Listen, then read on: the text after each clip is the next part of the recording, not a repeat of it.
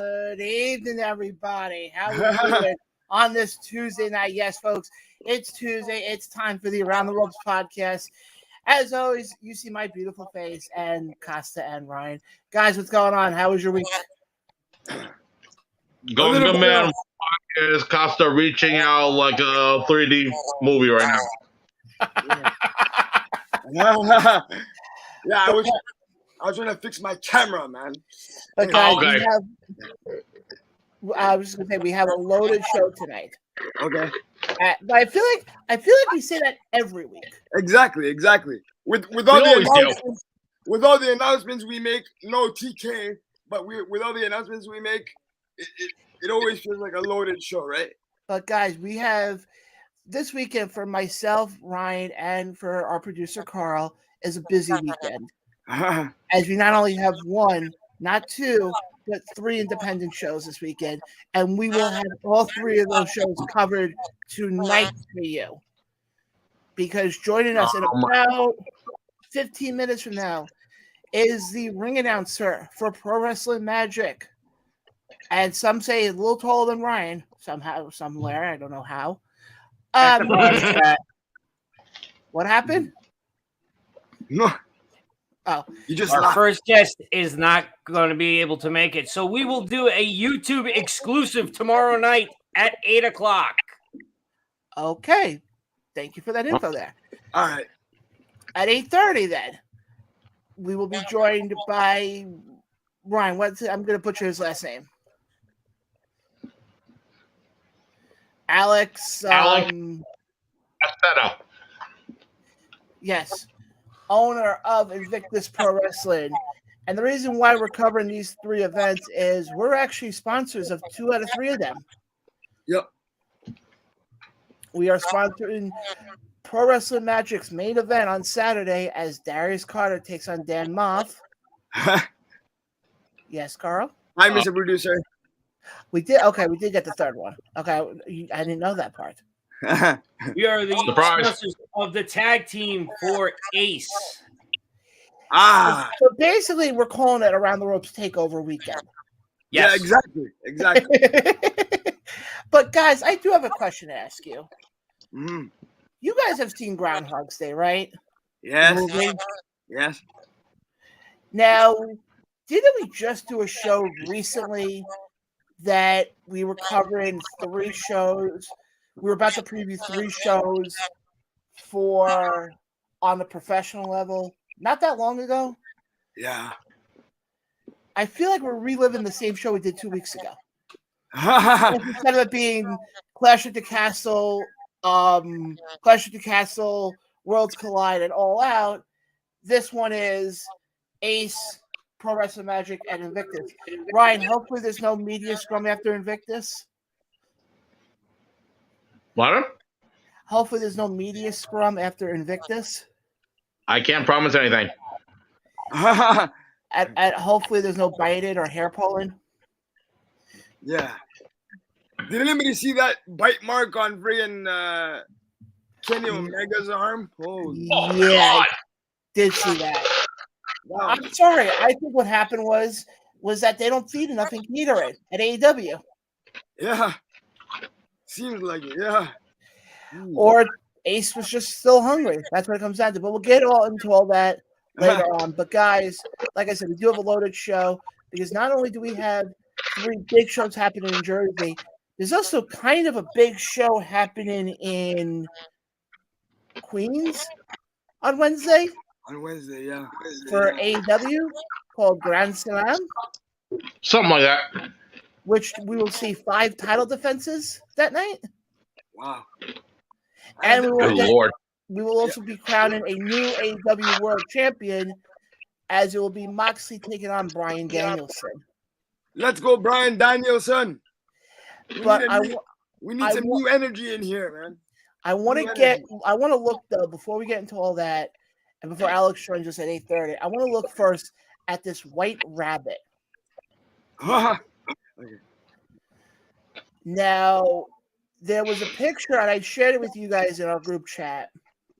There was a promo that Bray Wyatt had done back in 2015. Now I'm going to try to pull it up quickly. That may lead to think that it's going to be Bray Wyatt, because in this promo, and I'm reading you his exact words.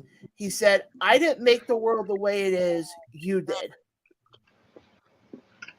Now, if you recall, last night on Monday Night Raw, there was a QR code. Yeah. That was placed behind Austin Theory. And by the way, yes, folks, we can't call him Austin Theory now. He's not just known as Theory. And then there was a QR code walking past, I think, during the tag match, if I remember correctly, last night. And if you scanned that QR code, it brought you to WWE's website. And on WWE's website, they had a thing that was a bunny rabbit. And it was basically playing the old game of Hangman. Yeah. Where you basically the word ended up being "you did." Now, Costa, let me throw this to you first. Supposedly, we're going to find out something about it this Friday night on Smack with this White Rabbit things. Because suppose 9/23. Yep. I think is when the reveal is supposed to happen. Yeah. So for me, there was actually. You guys remember that I forgot his name. He was part of Adam Rose's. Well, that was one theory people were saying that it could be the bunny. Yeah, the bunny. Who do you think it is? Who do I think it is? Mm-hmm. Either I forgot his name now, but I know people are going to say Bray Wyatt, but there's somebody else that they were saying that I think it could be. I forgot the name now. I'm sorry. Paul London? Yeah, but there we go. Paul London. Yes, Paul London. So I think it's either Bray Wyatt or Paul London. Those are the two obvious choices, but yeah, those are my choices that I'm going with. Ryan, what about you? Who do you think it is? So, obviously, besides Bray Wyatt, I kind of thought it was Paul London because someone brought it up to me that back at Lucha Underground, he was the leader of the Rabbit Tribe that was there. So in this Rabbit Tribe, Killer Cross. Oh, right. Oh, Killer Cross was there too. Right. But I wonder if it's gonna be like a little reunion. Paul London becomes the mouthpiece, maybe. I don't know, because to me, WWE, and I read something today through WrestleVotes, that there's people within WWE who don't even know. They're keeping this thing so tight to the grip. Yeah. That as I read in the tweet, I read it to Ryan earlier today. They said this is the most that this whole White Rabbit thing has garnered the most interest from wrestling fans, and it's not even a storyline. Yeah. Mm-hmm. I personally think it's going to be Bray Wyatt, and I say that for one reason. We've seen since Triple H took over creative control about 2 months ago. Yeah. We've seen Dexter Lumis come back. We've seen Dakota Kai come back. We've seen Io Sky make her main roster debut. We've seen Gargano come back. Karrion Kross came back. To me, Bray Wyatt makes the most sense at this point. Yeah, he does. I remember the bunny was also part of his fun house. Yeah, the Firefly Funhouse. Yeah. Firefly Funhouse, right? So, but I'm just saying now. I think what we're going to see Friday night is we're going to see Bray Wyatt without handcuffs. Or it could just be another clue. No. Like maybe it's another no. I think so. Costa, it wouldn't make sense then for one reason. Why would they keep hinting at 9/23? Because that's when the next clue will come out. Yeah, but you wouldn't wait till 9/23. I mean, I know in the tweet it said, they want to keep this quiet as long as possible. Yeah. But how long can you conceivably go with this? Until maybe Royal Rumble, maybe. No. No. I can do you one better. Okay. How about there's a premium live event coming up in October called Extreme Rules. And where is it taking place in? Philly. Yeah. Because also, if you really look at this, someone pointed this out. If you look at the graphic between Matt Riddle, and Seth Rollins, Yeah. you can see little bits of fireflies and a lantern. Really? I didn't notice in the back of the graphic. Wow. I'm gonna look again. Have Bray Wyatt interfere when Riddle and Rollins? Possibly, because they're not saying where they're not, because we don't know where he's going. We don't know if he's going to Raw or SmackDown. Yeah, that's My opinion. My opinion. Have him go to Raw because Raw is lacking the star power right now compared to SmackDown. Yeah. That's true. Especially if they have a whole other hour to work with. Yeah, I understand what you're saying.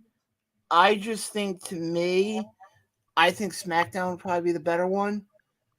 That's tough, man. That's tough. Go ahead. Okay. Realistically, look at it this way. Let's say he comes back and he comes back as a heel, for example. Yeah. Other than Roman, who's the other top heel right now? Cross? Yeah. I think you bring Bray Wyatt and make him the second heel and make Cross the third big heel. To me, I think SmackDown is the one that would need it more. I mean, but also let's also look at this way. Let's call a spade here for a second. Is there really the split anymore? No. Because they're going everywhere. All superstars are going everywhere, so there's no brand split anymore. Like even the Brawling Brutes were on Raw yesterday, right? Or the other day, yeah. So against Tez and I believe, or was it not Tez? It was somebody, but they were there. Yeah, but the way I'm looking at it, to me, okay, that if you have him go to Raw, I just think, to me, if you're bringing Bray Wyatt back, I think you have to have him go up against somebody who he's had history with. Rollins. Yeah, but I would say, honestly, have him go up against Roman. Yeah, that would work too. Yeah. I mean, think about it. Go back to those years of the Shield and the Wyatt family. Yeah. I mean, but here's the thing also. If you bring him in to face off against Roman, you know Roman ain't dropping the title until at least after Mania. So why bother throwing him into the mix? Well, the thing is also, you also may not have to do that right away. You can also work it out in such a way where it's almost like, look at what they're doing with Cody right now. Obviously, I know Cody's out right now, but look what they were doing with Cody prior to his injury. They kept him away from Roman. Yeah, that's true. So I would say have Seth Rollins come back and face off against Bray Wyatt. Yeah, that would make the most. Those two have great chemistry together. Just saying. Yeah, and then especially the fact that you can have the mic work with both of them. Mm-hmm. That wouldn't be bad. Guys, let us know in the comments below. Who do you think is going to be the White Rabbit? And do you think this White Rabbit will go to Raw, SmackDown, or possibly NXT? No NXT. I don't believe that. I'm only saying that because they have rebranded that with black and gold again. Oh yeah, but why would they bring him down to NXT? Get a ratings pop? No. I don't see that for Bray Wyatt. If they want a ratings pop, then put him on Raw. Joseph actually chimes in here on Facebook. Joseph, thank you for watching us tonight. We appreciate it. He said, did you see the picture of Seth and Riddle, the hit in there? Joseph, Ryan was actually just talking about that one before. Yeah. Ryan mentioned that before, but again, Joseph, thank you for the comment. We appreciate it. Guys, if you want to leave comments, questions, concerns, we will definitely read them on the show. And also, I think Seth Rollins would be perfect because you see that Seth Rollins is calling himself, the devil coming out the whoa. Yeah. But then Bray Wyatt would say, "You're not the devil, I am." Yeah. Yeah. But now here's the other question to this: would you bring him back as the Fiend or the Eater of Worlds? That's the real question. I don't know. That is the real question. If it was me, I would go the Fiend route, and I'm only saying that for one reason. The Bray Wyatt Eater of Worlds, we kind of saw that played out already. We didn't really get the full Fiend run. Because you remember after WrestleMania 37, he was basically gone from the company. Yeah. And he only debuted that, a year beforehand? Yeah. I mean, Ryan, you were at that Raw when he attacked Finn, right? Mm-hmm. Yep. That was his first TV appearance with the character of the Fiend. That was coming out. That was the summer after 36. Yeah. Yeah, that was at least going on 2 years now. Yeah, but that to me is so. To me, I would go the Fiend. Let the Fiend get a run. Yeah. I agree with that. But also, what I would do if you bring him back as a Fiend, don't keep him to one brand. Basically, if I was me, put everybody on notice that you don't know where this Fiend character is going to pop out of. And why not have him appear on both brands? Yeah. Hell, why not have him a part of Judgment Day? That way he can have secret tickle time with Rhea Ripley, just like everybody else in that group.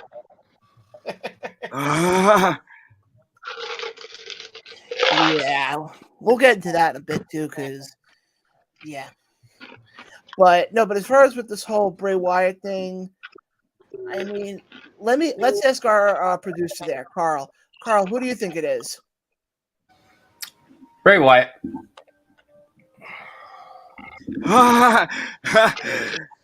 Seriously, Bray Wyatt. It's the only one that it could be. I think the thing also that we're also forgetting, WWE wouldn't be spending so much time on these little hints if it wasn't somebody big. Yeah. Because if you remember, they did say he did sign a contract, but they weren't saying when he was coming. Yeah, and but I think. And as Ryan is saying, next month you have it right in Philly, Survivor Series. Extreme Rules. I'm sorry, Extreme Rules. So that's the perfect opportunity for him to show up. But John, as you were saying too, have him go across all 3 brands. Yeah. Even have him work NXT. Even NXT? Oh, wow. Okay. Well, because look at it this way. Look at how many times we've seen guys like Apollo Crews. The one thing I like with what they're doing now with NXT is we're seeing some of the main roster guys down there.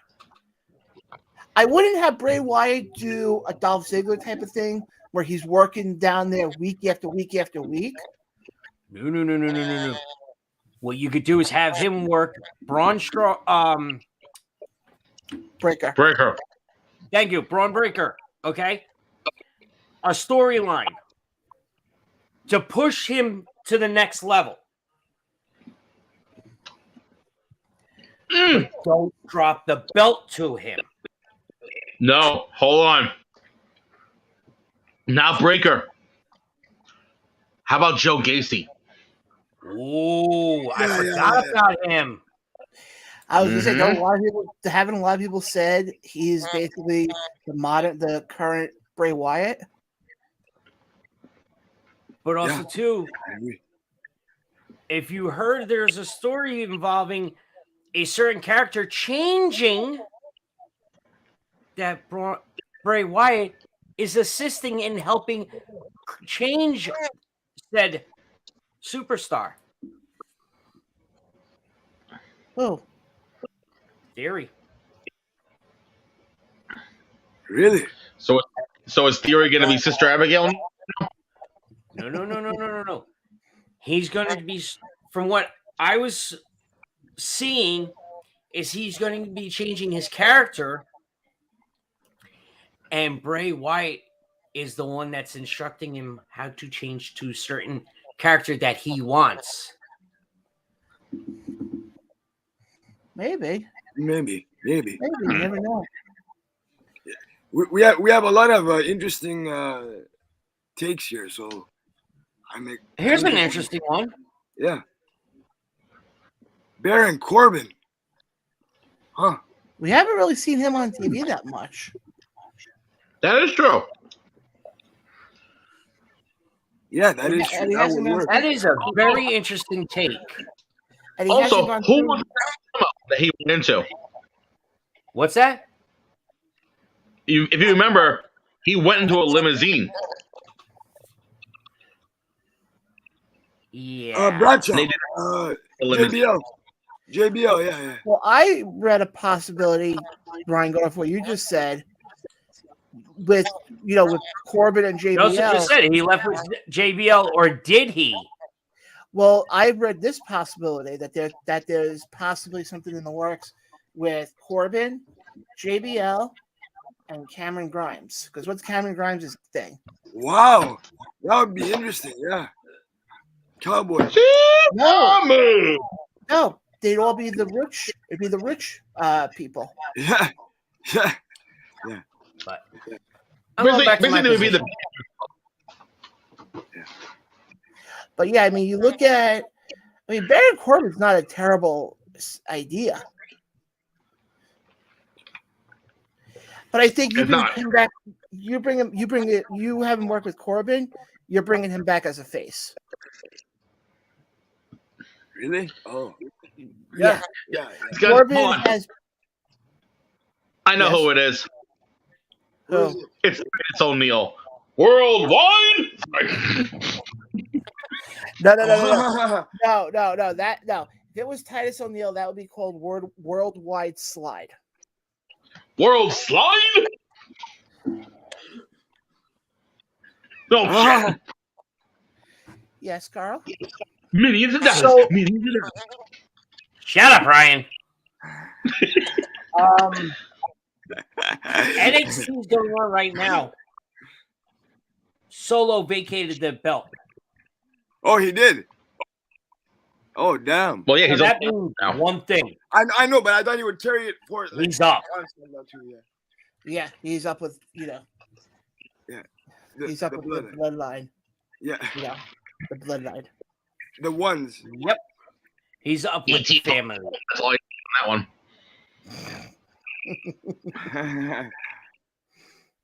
But and you know what? Let's actually transition. Let's transition. All right.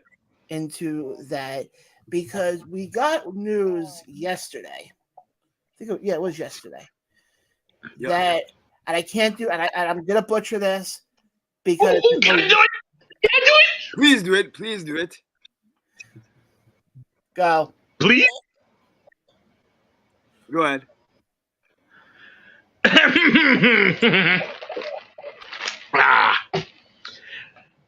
On Saturday, November 26th, WWE Survivor Series, live from Boston, Massachusetts, will have not one, but two War Games!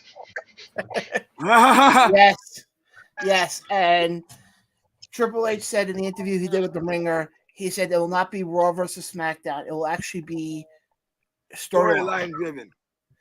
Now, look at the two biggest factions right now in the WWE. You have the Bloodline, and you have Damage Control. Yeah. Now you look at the Bloodline. I would still keep it as a 5-on-5. Those are the best ones. I think if you're Bloodline, I think you do the Bloodline with Sami Zayn, and then I'll get But now the question is, who do you have them go up against? Yeah, that's the thing. Who do they face?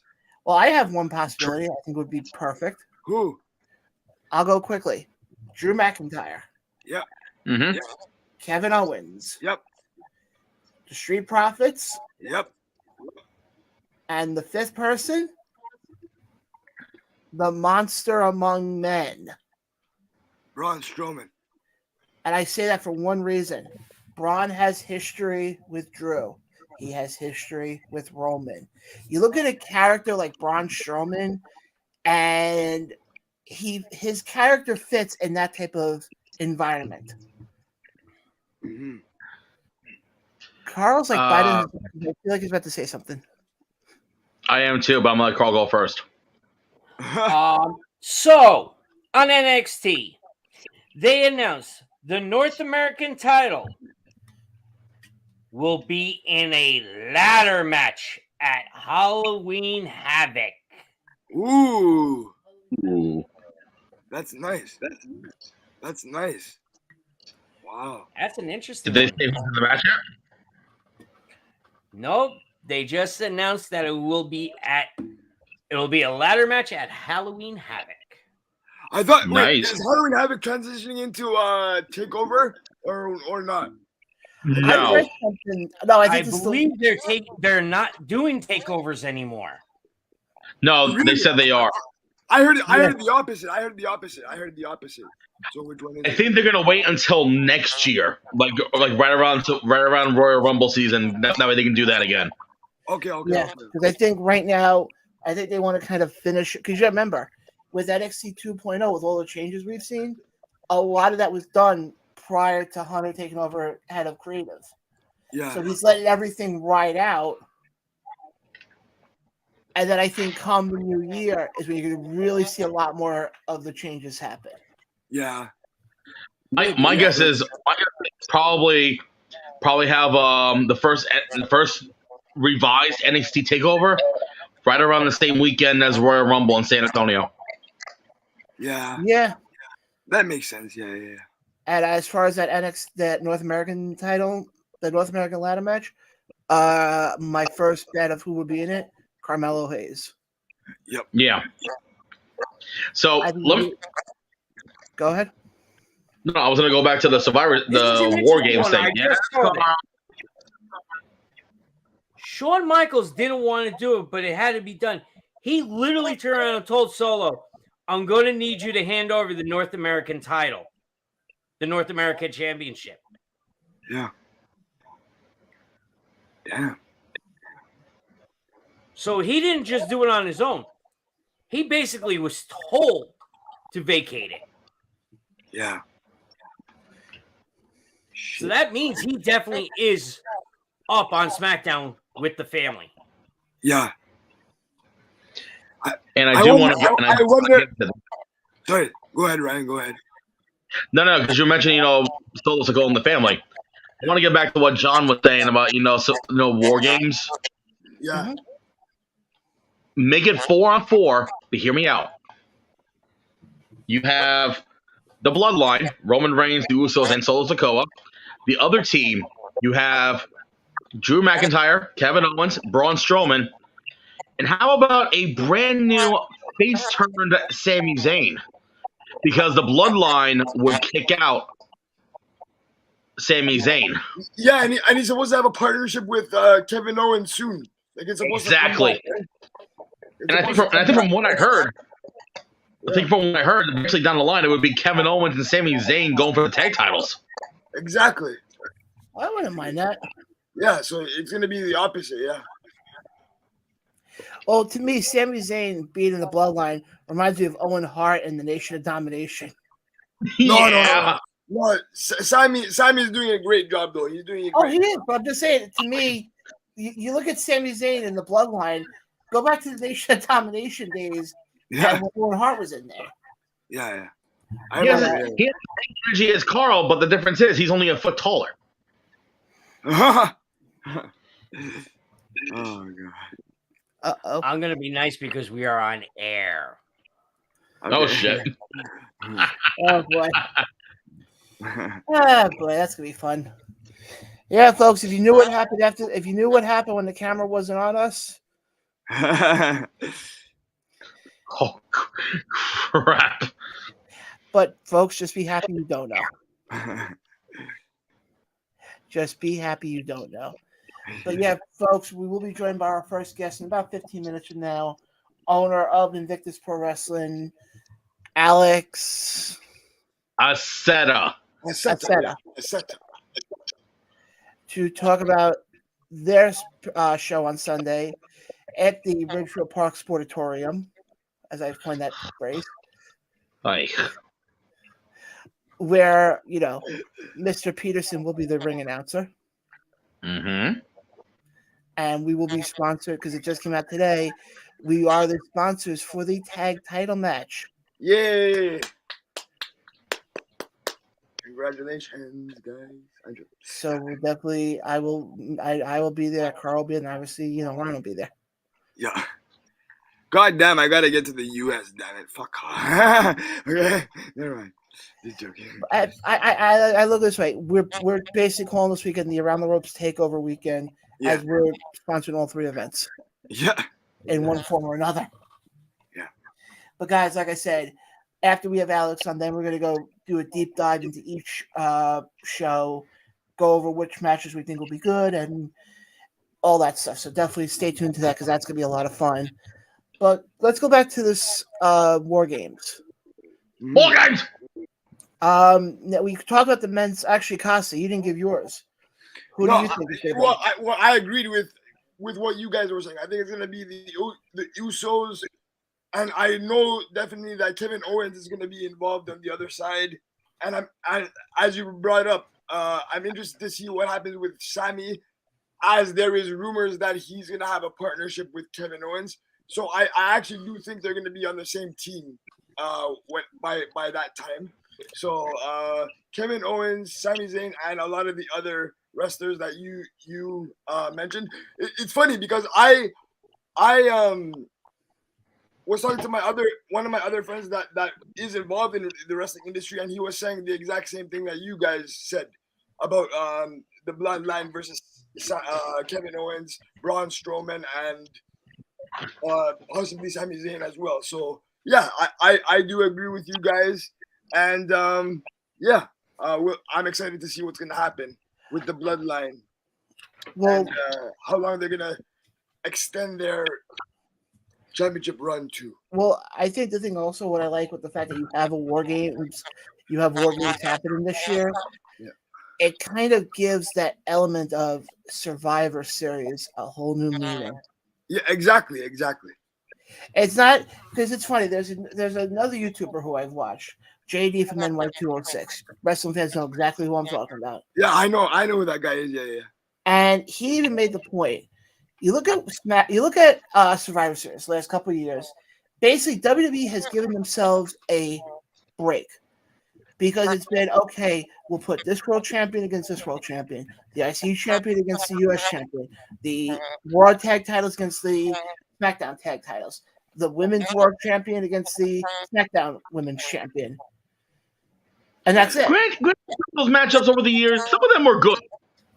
Some of them were definitely. But Ryan, you can't say I'm not wrong by saying that a lot of it was lazy booking.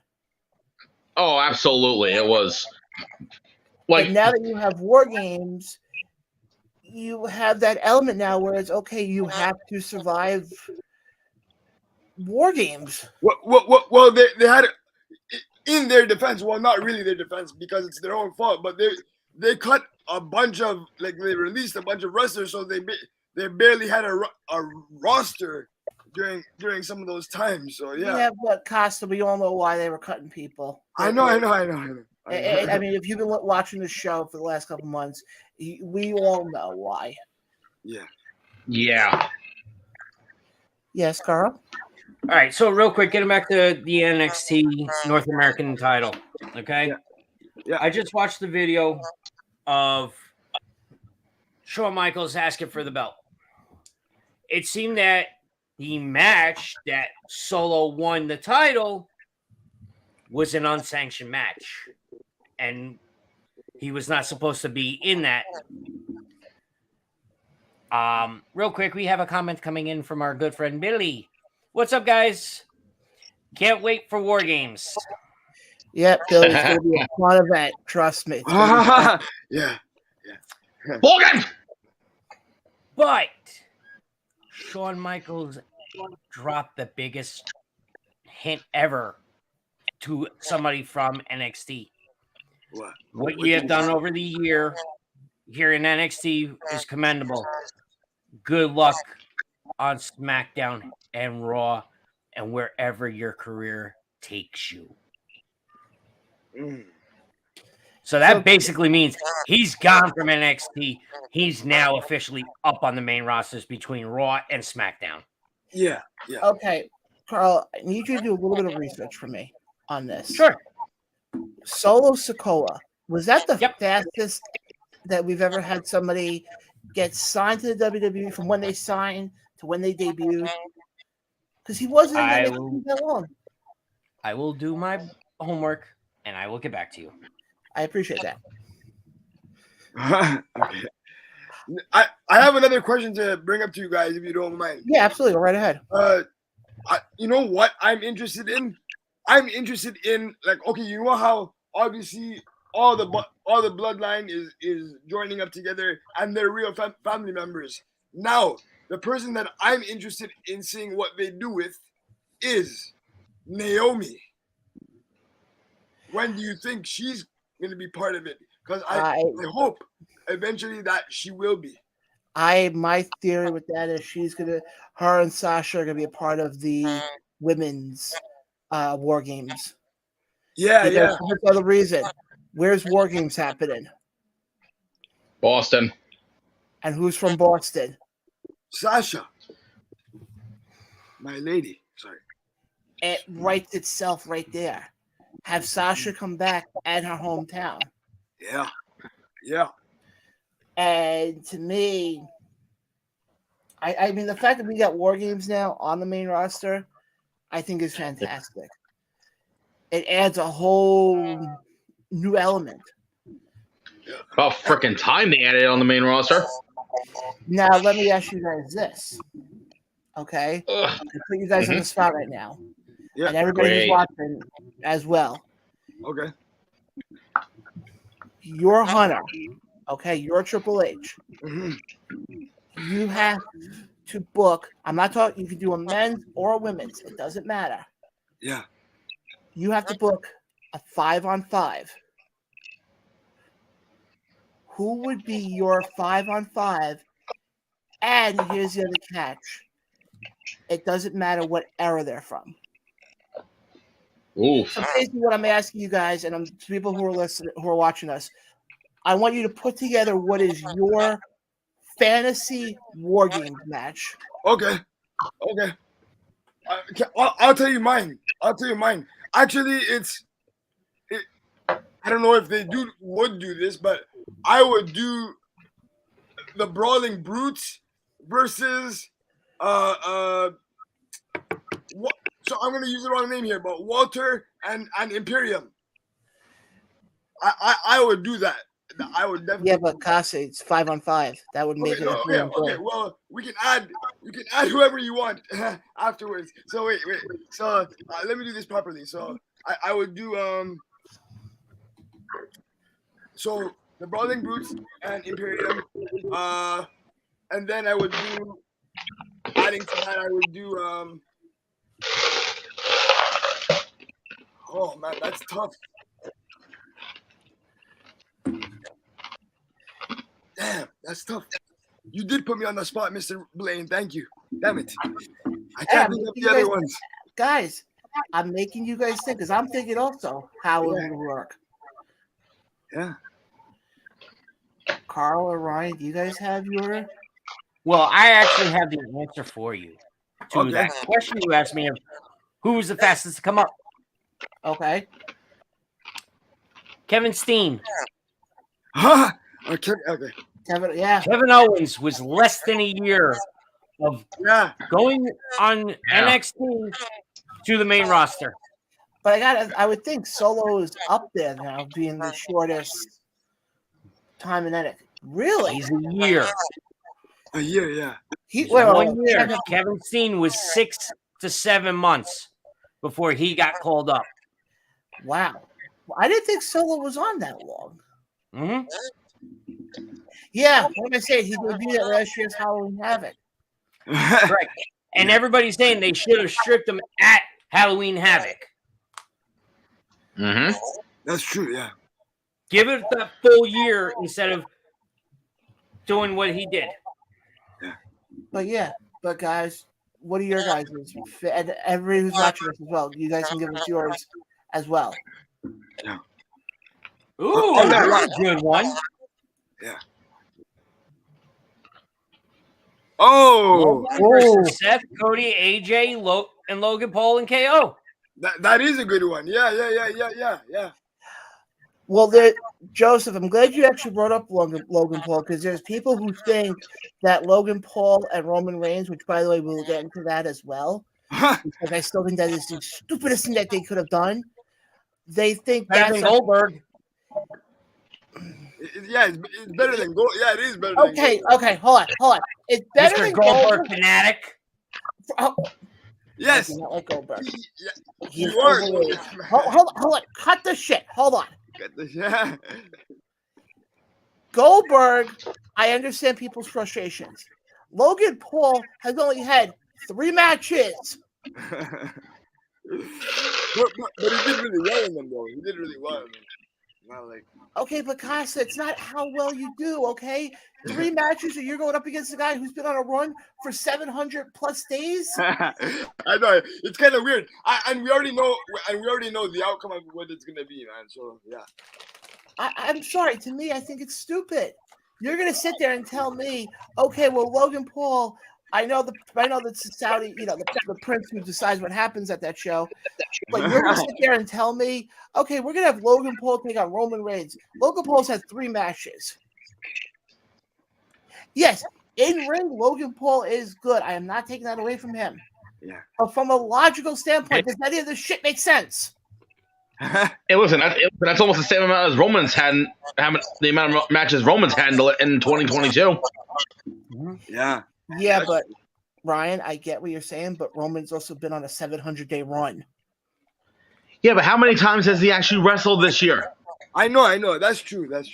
Well, he's God, so he doesn't like have Brock. to It's like Brock. That one time. He's pulling the same shit as Lesnar. Just saying. Yeah, hell, I think Lesnar wrestled more than him this year. I know. It's true. Yeah.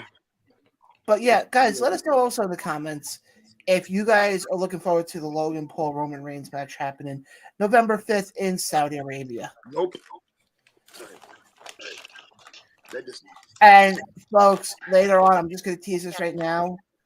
Last week they came out with the PWI top 500 list. Yeah. Several people that we know that have been either on the show or we've seen at that have been at Invictus or Bray or any of those made the list. Yeah. But your little boy here, your little mensch, has a problem with one of the people in the top 10. Ooh. Mm-hmm. I'll wait, Costa, till we get to later in the show. Okay. I think if people heard it. Yeah. I will say this right now. I have a big problem with who they put, and I'll put even this much. They put this person in the top 5. So I'll let you guys figure out who you think I'm talking about. No, I read the list, but I don't remember off by heart now. Oh, believe me, Costa, there is one on there that when I saw it, I think I called Ryan or Carl when I saw the list. Yeah. And I said, You give called me me. 5 minutes, and I have to get this off my chest. But yeah, that will be later on in the show. Okay. Because we will be joined by Alex. Keep butchering his last name. Aceta. Momentarily to preview the upcoming Invictus show. John. Okay, can we also get sponsored by Hooked on Phonics here? Alex Aceta. You see, I apparently I can't speak English, but yeah. But no, but as far as Logan Paul and Roman Reigns, doesn't interest me. I know it doesn't interest me either. To me, if they have the, I'll say this right now, if they have the cojones. Yes, Carl? Oh, he's here? Okay. Our Ryan, guest is here. Ryan, would you like to introduce our guest? Sure, considering I can say his last name correctly. Yes. Ladies and gentlemen, boys and girls, and John, it is my distinct honor to introduce to you one of our featured guests of the evening. He is, shall we say, the Tony Khan. I'm just kidding. No, he he is he is the owner and founder of Invictus Pro Wrestling. Who, by the way, on this Sunday, the 26th or 25th, I'm forgetting the dates off the top of my head because everything's a blur right now in my life. They are celebrating 2 years with a massive event. So without further ado, ladies and gentlemen, the man, the myth, the legend himself, the one and only Mr. Alex Aceta. Cheers, gentlemen. Thank you very much for that intro, Ryan. There we go. It is the 25th, by the way. But yes, happy to be here, guys. Thank you very much for having me. Alex, appreciate having you on. First question I have. How does it feel that Sunday's going to be 2 years for you guys? Like some kind of fever dream. I don't know. I posted something on Facebook about it yesterday, I think, but it's hard to believe. I mean, Ryan was there, since day one. He knows the story, right? Starting at the peak of COVID, doing our first show on this sketchy ass farm, like way down in South Jersey. We really in the case of backed against us. Yeah, since day one. So it's been a roller coaster. But this Sunday, is going to be very special. It's going to be, we're going to be enjoying the fruits of our labor, as it were. Now, obviously, we will be there. We're actually one of the sponsors. We're the sponsors of the tag title match. Yes, appreciate you, gentlemen. Absolutely, it was. I'll be honest with you, that the tag title match is one of the matches I'm personally looking forward to, because I have seen what's his face, the champions right now. I'm drawing a blank on who they are. Milk Chocolate.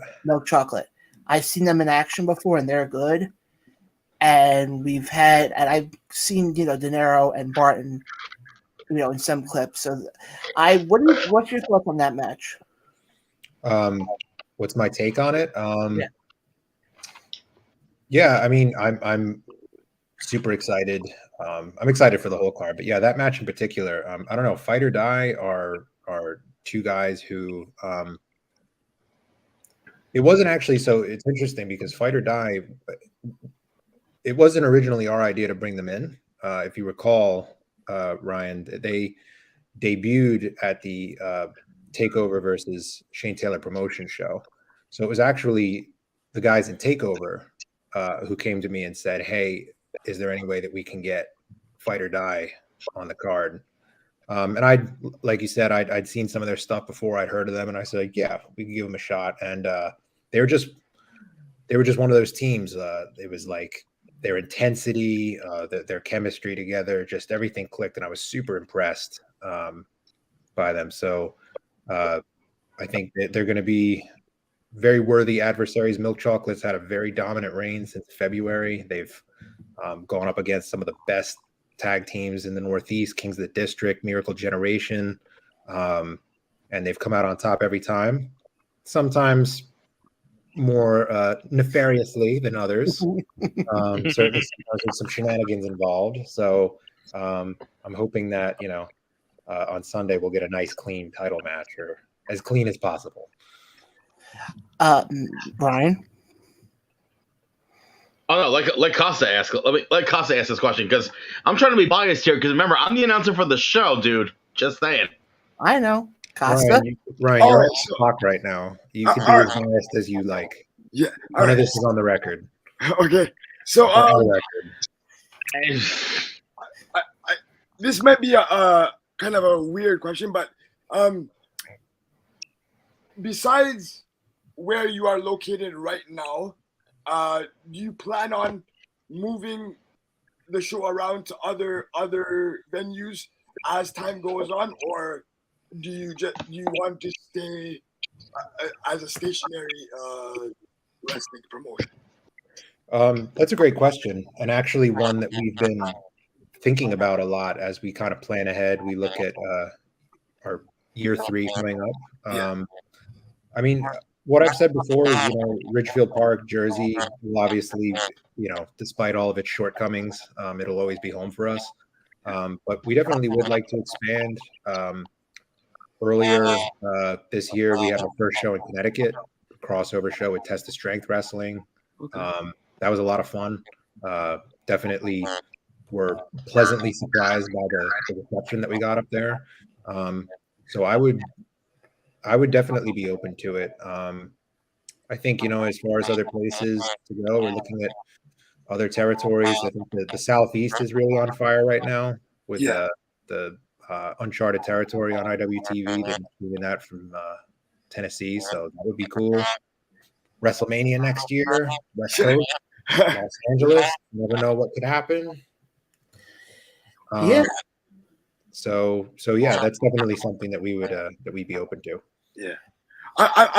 Another reason why I asked that question is because I'm from Toronto, Canada here. So I just wondering how if you plan on coming up here when it allows, and what are your thoughts on, like, I know you said Connecticut and US, but I mean, like, other places in North America. Oh, well, I mean, yeah. So I don't know what the logistics would be of running a show in another country. Yeah. Definitely something I'd be willing to look into. But Buffalo, which is close to Toronto, is definitely somewhere where I've had in mind.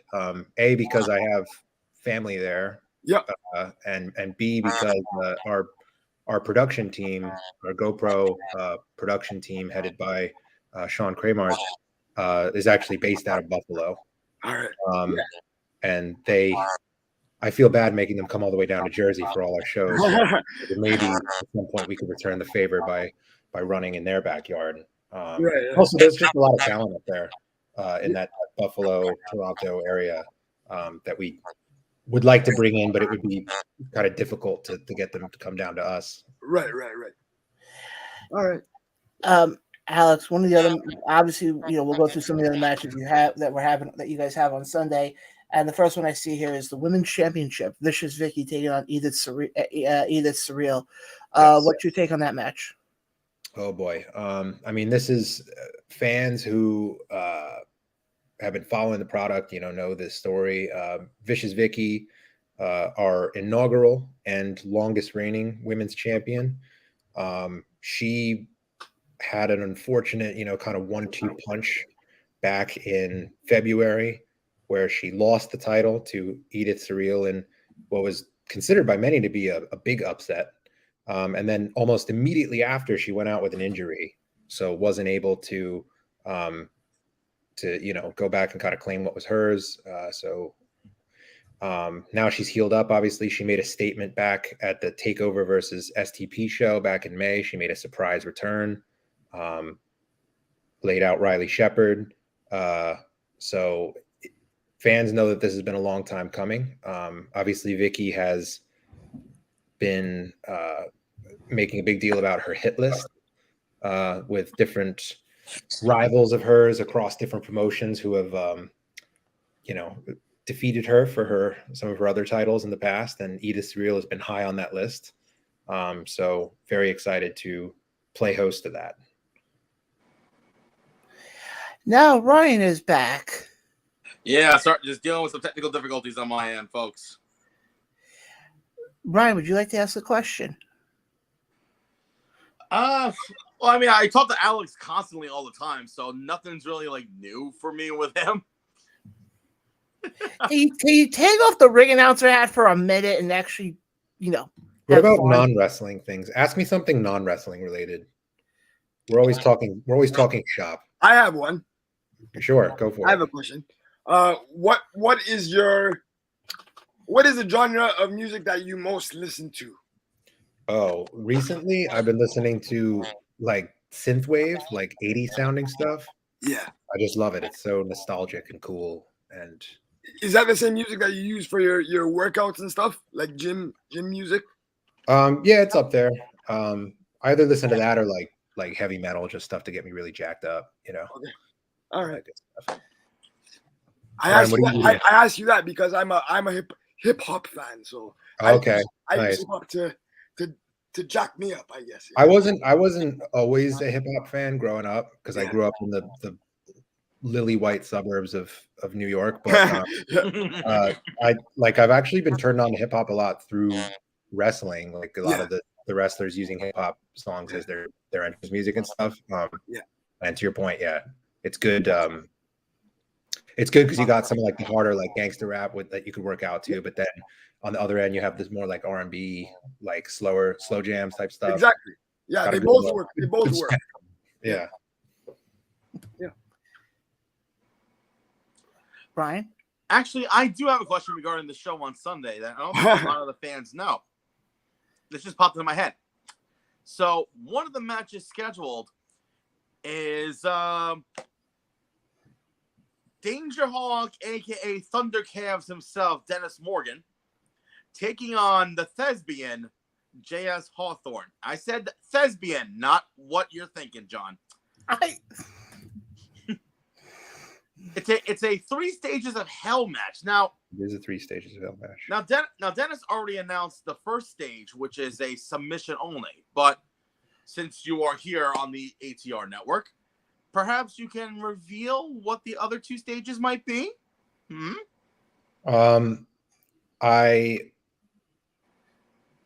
I cannot, only because I have in my inbox right now a video file from J.S. Hawthorne containing the revelation of the second stage, which I was going to upload earlier this evening, but I didn't get home late and barely had enough time to scarf down my dinner before hopping on this broadcast. So fortunately, you're just going to have to wait like everyone else. However, I will say I did preview that video. So I do know what he has decided for the stage of that match. And let's just say perhaps maybe the Danger Hawk has bitten off more than he could chew. I will leave it at that. So basically, it's whoever chops John the most. Got it. All right. No, that doesn't work on Hawthorne because he has that luscious body hair. So any sort of chop or strike is just going to be absorbed by his beautiful mane of chest hair. So it doesn't work. He would do great in Japan for that reason. Actually, Alex, I was saying have the 2 of them go in a chop off, and John will be the chest dummy. Yeah, exactly. He's the ballistic torso. Yep. The meat puppet to just absorb all the blows. Well, I mean, he has a couple coming his way anyway from other people. That's another story. Great. I have more here now. Great. Thanks, Ryan. But Alex, with the matches you have coming up Sunday, what are some of the matches that you're looking forward to? I know you said before you're looking for the tag team, but what are the other matches that you're looking forward to? Yeah, I mean that's a loaded question because this whole card top to bottom really is one, and I know it's easy for me to say that, but it's true. Like not only from a promoter's perspective, I'm very proud of it, but from a fan's perspective, I'm very excited for it. Another one I gotta say I'm really excited about is the reigning Impact X Division champion Speedball Mike Bailey taking on Gabriel Sky, and this is one where again taking off that promoter hat and putting on my fanboy hat.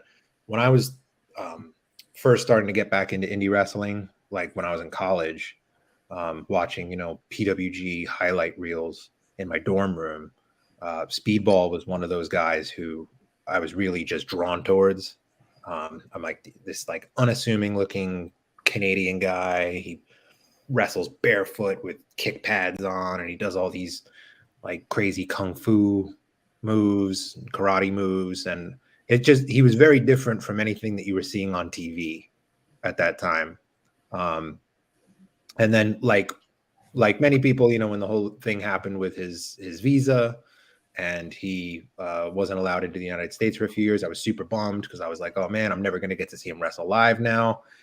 And here we are several weeks later. Not only am I going to see him wrestle live for the first time, but it's going to be in my ring for my promotion. So just doesn't get any better than that. And when we booked Speedball first, because we usually will book our headliner first and then kind of build the card from there. And immediately we were thinking, who can we bring in that could go toe to toe with Speedball? And Gabriel Sky was, I mean, it was one of the first names who came to mind. And then, if I'm not mistaken, doesn't Darius Carter have a match? He sure does. Darius Carter's going up against Ken Broadway and I was shocked to learn this, their first ever singles match. I'm two guys that have just been pillars of the Northeast scene, the greater New York area for a decade now. Paths have never crossed before in a singles match. So I'm very excited to be the host for Invictus to host this first time ever match. I think, you know, it's just going to be really interesting. Darius is undefeated in Invictus. He's 2-0. Broadway has been a staple of the company for over a year now. So there's a lot at stake here. Costa? Yes, I just have one last question for you. So you mentioned watching PWG in your dorm room.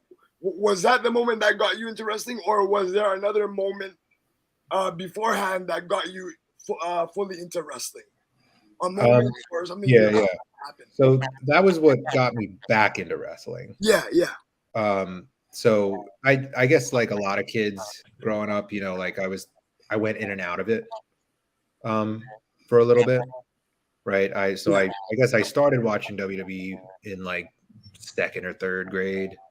And then shortly after that, I think when I was in middle school is when I discovered indie wrestling. Okay. Started going to local shows in Jersey with my dad. And then it was one of those things where, you know, once I went indie, I didn't go back because I just thought, like, you know what, I was like, why would anyone pay, you know, $100 to sit in the nosebleeds at Madison Square Garden when you could, you know, pay $20-$25 and sit literally right in front of the ring and have this much more intimate experience, interact with wrestlers and all that stuff. So that's true. Yeah. So yeah, I kind of, you know, I fell out with it for a little bit as I was growing up. You know, you become too cool for it or whatever. Yeah. But yeah, I think it was in college. You know, discovering like PWG and ROH clips, what kind of got me back into it. Okay, cool. Ryan?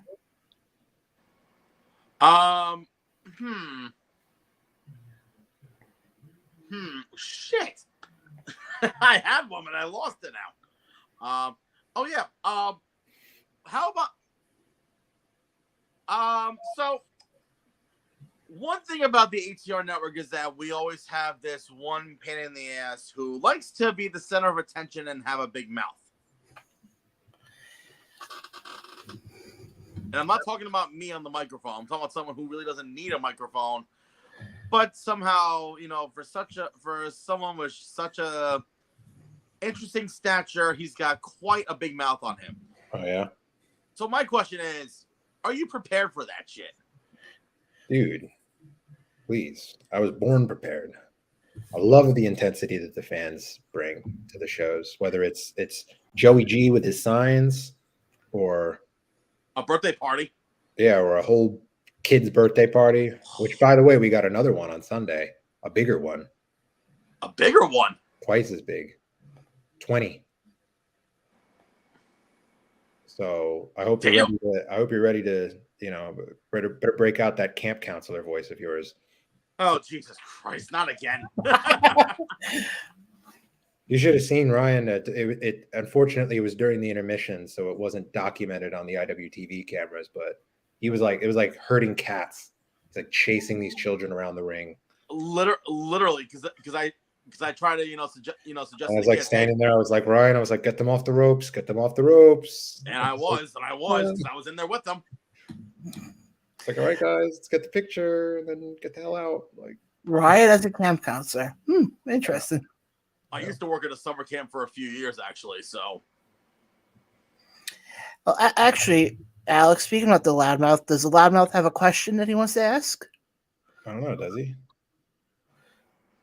It's like waiting in the wings, the Phantom of the Opera. I would say, do we have to give him a bigger intro? I'm my mouth shut on that one. Can anyone cue up Glorious? Glorious, so I won't give in. Hey! That is one of the best. Oh no, I'm not disputing that. For real. My guy, Bobby Roode is my guy, man. I wish they used him properly. Sorry, but in the WWE. But Carl, do you have a question for Alex? Okay, Carl's not hearing me right now, or he's gone deaf. But Alex, let me actually. He fell asleep.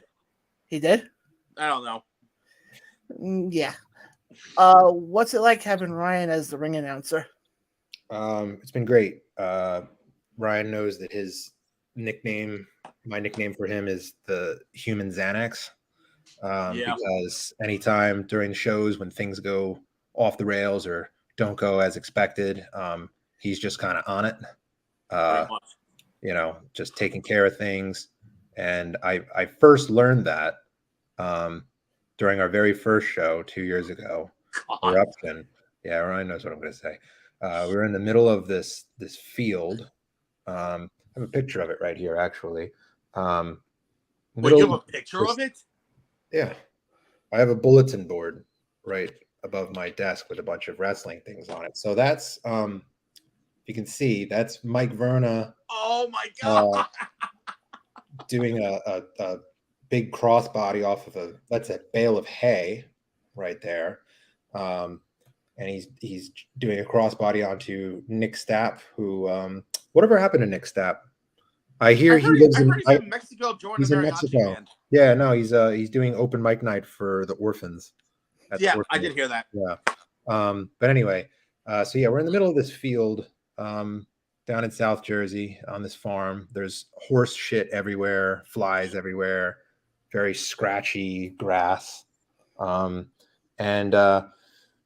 Ryan, and also find your own bathroom. Yep, find your own bathroom. It's funny because if you go back and watch the show on IWTV, like behind hard cam, you just see this continuous like procession of people just going into the bushes to take a piss and then like awkwardly making their way back to their seats because there were porta potties, but they were back towards the entrance and like nobody felt like walking over to them. I mean, hell, you can sit there and watch Pop It On Dennis Morgan, and there's Becky Moligorsky standing behind the hay barrel. Oh, he's watching the show. Wait, why is he walking away? He's taking a piss behind the barrel. Yeah, it's funny too because it's like wrestlers and fans alike just going. But anyway, going back to Ryan. So Ryan, it's like 15 minutes before bell. Mm-hmm. And Ryan comes up and he's like, I got some bad news. My amplifier for the microphone is missing. No, it was the power cord for it. Oh, the power cord for it was missing. Yeah. So I was like, what are we going to do? And Ryan's just like, don't worry. And he pats me on the shoulder and he's like, I can be loud. And then just goes out towards the ring and did our whole first show without a microphone, just shouting all the ring intros. And credit to you. If you go back and watch the show on IWTV, you can hear everything.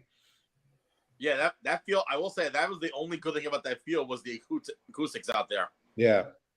The sound carried. And also, let's not forget the other highlight, Wrecking Ball Legursky wanting to pet a pig. Yes. That was the guy who owned the farm was this guy. And again, you can't make this shit up. His name was Rooster. I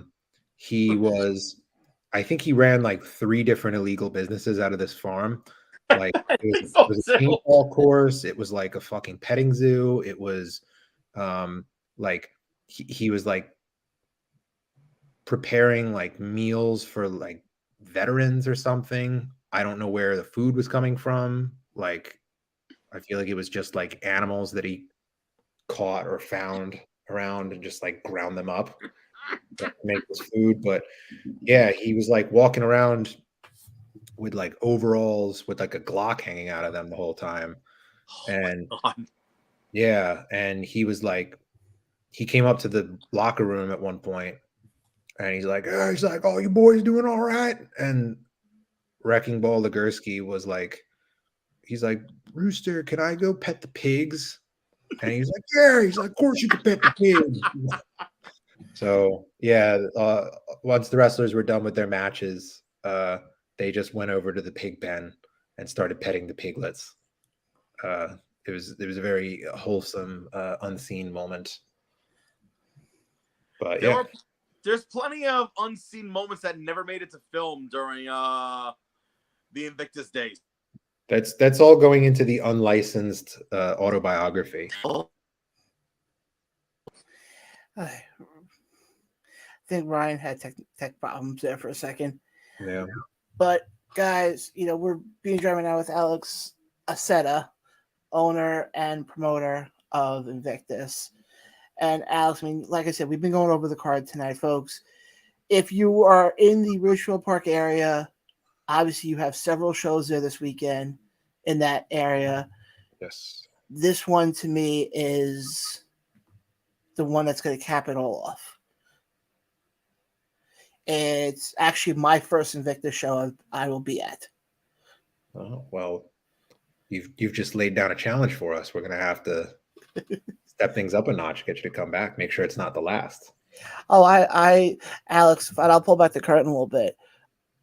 Because of what I do 9 to 5, work in retail, I didn't think I would be going. And literally I looked at my schedule probably about a week or two ago. And I saw I had off the entire weekend for that. I'm like, you know what? I'll be going down to Jersey that weekend. I love when the planets align like that. Yeah, and that's what I tell people. I'm like, I didn't ask for it. They just gave it to me, and it just happened to fall on that weekend. Yeah. I'm like, maybe some of the people from my 9 to 5 job surf Facebook and saw that there's multiple wrestling shows happening in Jersey, and like, oh, let's just give John off that weekend. Someone's looking out for you, yeah. But awesome. Alex, I mean, realistically, looking at this whole card, is there one match on the card that you can look at and go, that match could be the match of the night. That match could steal the show? That's the thing, is there's no easy call to make. I think they could all very well steal the show in different ways. And that's, again, not just me gloating as a promoter. That's me, really genuinely being proud of the card we put together. And, a lot of these matches have been, simmering for a while. This is in many ways, this is our WrestleMania. So I'm very excited. Some of the ones that we didn't talk about already, Big Game Leroy versus Robert Martyr, I think is going to be an excellent match. That's one that's been a long time coming. Between those two, you got Big Game Leroy, who is known as more of a gimmick wrestler. Obviously, he plays his Nintendo Switch while he wrestles, but he's shown on multiple occasions that he can really bring it when the occasion calls for it. Robert Martyr obviously is a technical wizard, but takes himself very seriously, takes wrestling very seriously. So it's going to be a big styles clash there, for sure. What else have we not talked about yet? Yeah, like I said, any of these matches can easily steal the show. And Alex, I will also say this much. And like I said, I will be there. Obviously, Ryan will be there as well, but Carl will be there as well. If you need anything from us that day, we'll be more than happy. I will let you guys know. I appreciate that very much. But biggest thing you can do is enjoy yourselves, make as much noise as possible. And if you're having a good time, we're doing our job. So I mean, I'll tell you this much: you will know Carl will be the loudmouth in the room. oh, I know. I've with Carl before. Don't believe he's ever come to an Invictus show before. I could be wrong on that. I think this is Carl's first Invictus show, but I've been to other shows with him. I was at Ace with him once, and I got both barrels. I'll tell you a quick story. My first real exposure to the Jersey wrestling scene was for Bree Combination Wrestling for their 5th anniversary show. Was that the Atlantic City one? Was that the Atlantic City one? Or no, that just happened this past. Yeah, that was one in Ridgefield Park. Okay, yeah. And they had a match. I think it was the co-main. Yeah, it was the co-main event. Or it was. I know it was towards the end of the show. And I've always heard the stories doing the show with Carl that he is the loudmouth in the room. And I remember this match vividly. It's Reverend Ron Hunt versus Darius Carter. Yeah. And Carl versus Darius Carter is low key one of my favorite feuds on the Indies. I think. Well, there's actually a funny reason for that, though. Darius comes walking around the ring, gets by, I forgot what he was by one of the ring posts, looks down the thing, sees Carl, goes walking up to Carl. Carl starts flipping him off. And you just see Darius just put his hand right in front of him to stop. But no, what ended up happening was the reason why those two have a bit of a feud with each other is, as Ryan's back again, Darius was on our show right before Queen of the North 3 when he was the Bree champion for over 1,000 days. And you got him on, honestly. He could be a bit of a tough man to find. Well, what happened was he kept telling us on the show, oh, I'm going to win the belt. I'm going to beat Marina. I'm going to beat Marina. I'm going to beat Marina. He ended up losing the belt. So fast forward to that Bree combination show, we did a one-chip challenge. And it was me versus Carl. Basically, the loser. If I lost, Carl got to pick the wrestler to chop me, and I got this all shaved off. If Carl lost, he lost his goatee, and you got to get your head shaved and a chop. Yep, that seems excessive. And he ended up, and he also got a chop. So we ended up lasting over 20 minutes. Okay. And originally, Ryan came up with a compromise. We both take the win, and we both get chopped. Well, first it was I get chopped. And then I said this to Ryan that night. I said, no, if I'm getting chopped, he's getting chopped as well, being Carl. I said, but you know what? I said, I'll go for the full gusto and I'll go for the head shave as well. Go for the entire shebangy. So they ended up getting Marina Shafir to chop me. Yeah. That one still stings to this day. I'm sure. Yep. I got Darius Carter to chop Carl. As now, mind you, he has his thing of wine in his hand. As he's about to get chopped, he's doing this to get his arm ready. Ryan turns around and says to him, "Oh, weren't you on the show the day before you lost your title?" He puts the wine out, and all of a sudden, where he goes like this, next thing we know, boom. Yeah. I kind of egged him on a little bit for that one. Darius Carter, I have to just go off on a tangent for a second and just put that man over, because he really is like the last of a dying breed as far as just full commitment to the persona and the character. There's so many people who on the indies today who they want to be heels and they want to portray heels, but they still at the end of the day want that clout. They want that social media favor. They want to sell merch, etc. There are a few people who just give themselves to it 100% and really embrace that old school mentality.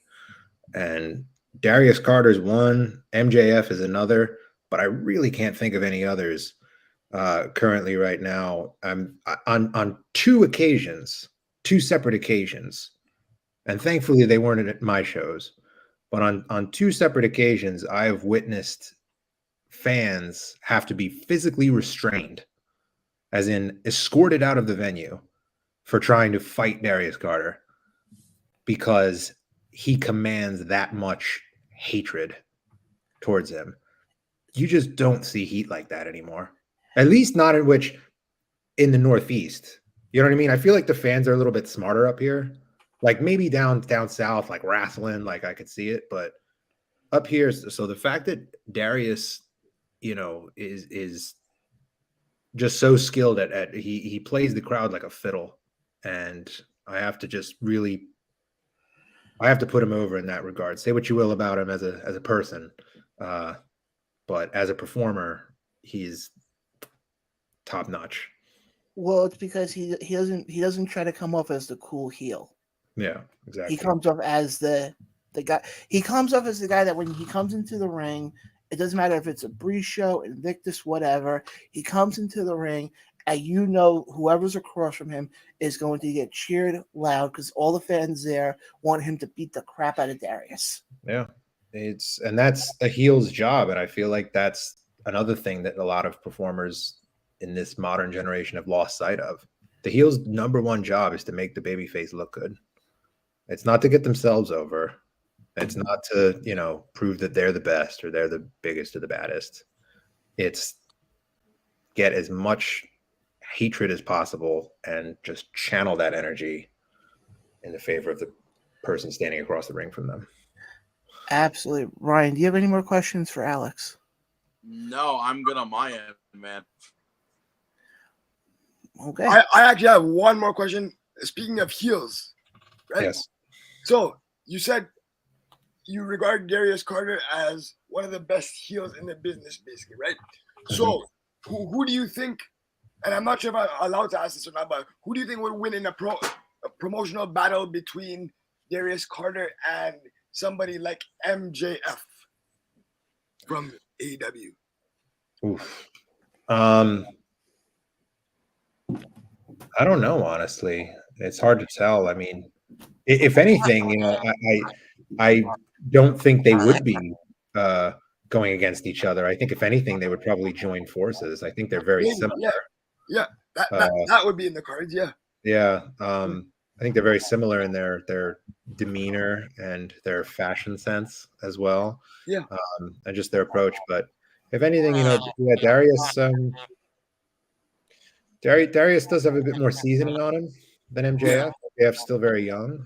He's a prodigy, no doubt, but I think he still has, a little bit he can fine tune. I think Darius is someone who, has a lot of experience. So I would give the upper hand to Darius and give it to the dark horse in that. Okay. In that all right. That's an interesting answer. Thank you very much. Yeah. Yeah. I have no more questions. Again, Alex, thank you so much. Before we let you go, though, where can people, are there any tickets left for Sunday? There are tickets. Yep. There's only a very small handful of front row left, and they will go at the door.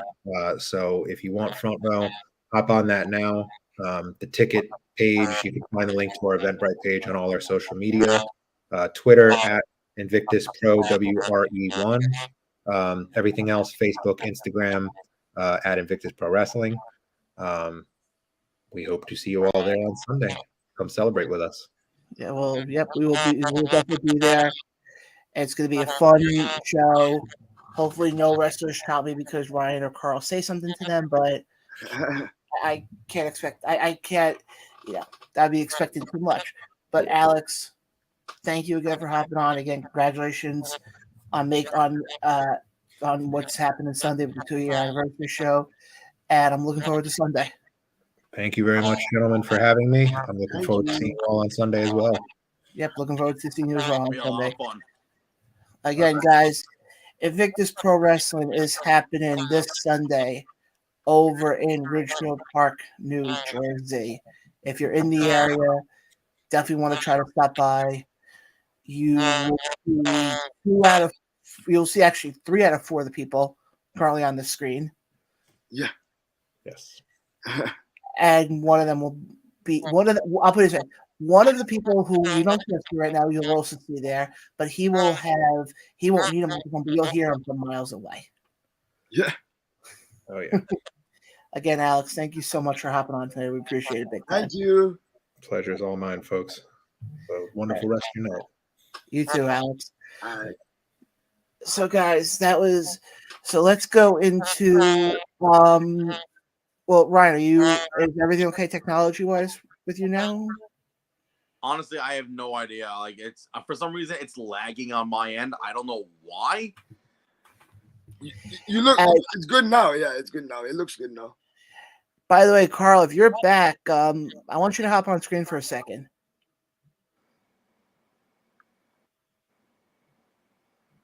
Okay, I guess Carl's not there. I think from what I heard, he's on the phone with someone. But that's Yeah, I know. Yeah, it's all right. But like I said, I'm really looking forward to Sunday. Sunday with Invictus is going to be fun. Oh, I agree, and obviously I'm a part of the show, and I've been there since Hay Fever Mania, as I'm calling it. And I promise you, I won't say anything about you needing a new attire. About what? About you needing a new attire. New attire. It's okay. It's okay. If I hear you or someone on the other side say this, I'll say, okay, I'll get it once you finally reach the height to actually ride the ride. Yeah. But I mean, we went through the card before with Alex. I mean, Ryan, what's the one match Sunday that you're looking forward to seeing? Oof. It's tough. It's tough because, as someone's trying to call me now, I don't know why. It's tough because there's not really a bad match on the card. And Alex is saying that. But definitely Ken Broadway and Darius Carter. That's definitely one I'm looking forward to. And also just seeing Speedball Mike Bailey. Yeah. I mean, I'm personally looking forward to the tag title match, but that's not because of anything in particular. But no, the tag title match should be a good one also, because when I saw Milk Chocolate was actually they were going up against for the tag titles in Full Faith. Yeah. Okay. They took on who was it? Cesar Bononi and Anthony Gangone. Okay. Which actually, by the way, speaking about those two guys, I have to give a congratulations out to a guy who I know quite well, and Ryan, you know this guy also very well, Mr. Joe Ocasio. Because not only is he on AEW Dark tonight, he's also on NWA Power. Oh, really? He has a triple threat match on NWA Power, and he also has a singles match on AEW Dark against Sonny Kiss. Oh, nice. So, Joe, if you get a chance to do this, congratulations, buddy. Show those people in Orlando what a Long Islander really does. Yeah. Because Jordan is a bad example, so very funny. I know. Joking. But what was I going to say? You want to go over the other two cards, or shall we wait till Mr. Roberts is ready? Well, I think one of them we can do right now because, well, I'm here as well. Oh, yeah, that's Friday. Oh, hi, Carl. Welcome back. Thank you. Sorry about that. The Pro Wrestling Magic will be done tomorrow as a YouTube exclusive with Mr. Shane Fair, who is the ring announcer and general manager of Pro Wrestling Magic. And I know I texted this to you, but Alex put you over big time. Yeah. Sorry, I had to step away. Would you like me to tell you why he put you over? Sure. He said the best low-key feud right now on the independent scene in the Northeast is between Darius Carter and you.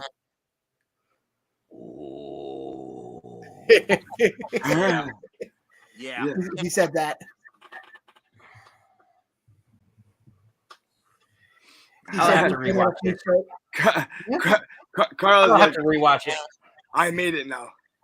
But Mr. Blaine, there's one other show that you're missing, by the way. Oh, I know. I was about to get to that. And I'm actually glad Carl's on because you guys can both, know exactly the show. Ace Pro Wrestling. Yes.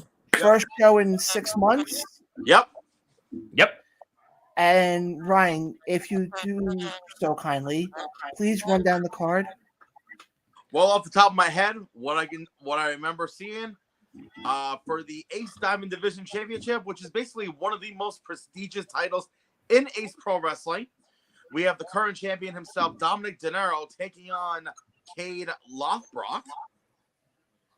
Also, I believe in a first-time ever matchup, since you mentioned Mr. Anthony Gangone, he'll be going one-on-one against Rob Vegas. Also, there's a tag title match that I think this network may be a part of, maybe? Carl, you want to take over on that one? So we are the proud sponsors of Silk City Kings versus the Kings of Stone Age. Wow. Yes. And Mr. Peterson, I actually have the card up in front of me. Well, there's one match I definitely want to put over. So, is that the main event? I'm saying that purposely because I know how much you love the people in this match. Okay. Oh, you mean Mr. DC? No, I wasn't gonna say DC, but thank you for reminding me. We have the All-Father himself, Mr. Darius Carter, going one-on-one against Sean Carr. Wow. And in the main event, in this massive main event, we have the longest reigning, defending, 1,100 plus day reigning champion himself, Mr. Paper Champion himself. Hashtag absolute Alvin Alvarez, defending the title and trying to continue on his legacy against the 450-pound plus monster himself, Vince Steele, for the Ace Heavyweight Championship. Wow. Will Alvin retain and become a continue on his historic reign? Because I know Carl loves that reign so much. Damn Paper Champion.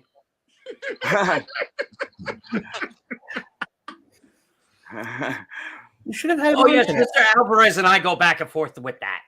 Oh yeah. Should have had him on tonight. It's coming.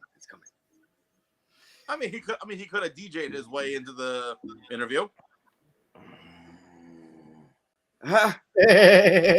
While he's holding that prestigious Ace Heavyweight Championship, which has been held by some of the greats that have gone through Ace, including John's number one new BFF, Mr. Danny Moff. Yep. And also, a lot of people may not know this, but some gentleman by the name of Steve Corino from back in the day. Also, Cade Lothbrock. Multiple times on that one. Mm-hmm. And also some guy named Hermes. I mean, anyway, Okay, now I'll ask this question. Actually, Carl asked it to you first. The matches at Ace, which one are you looking forward to the most?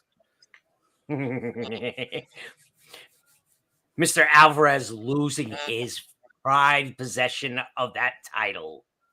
I can see this, and I just can see this image in my head. All of a sudden, Vince Steele wins, and you just see Carl right in the shot, like in the fans, you just see Carl doing this, going, "Ha ha!" No. Oh, I do that all the time.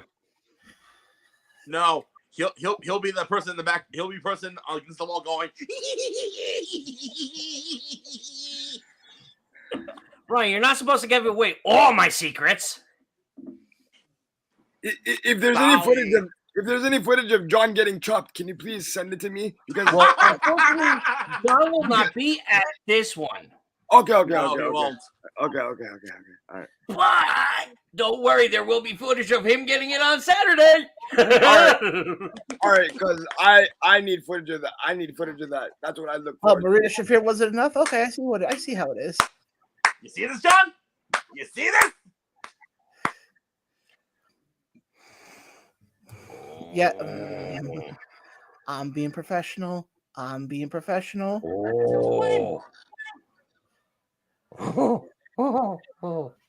Okay.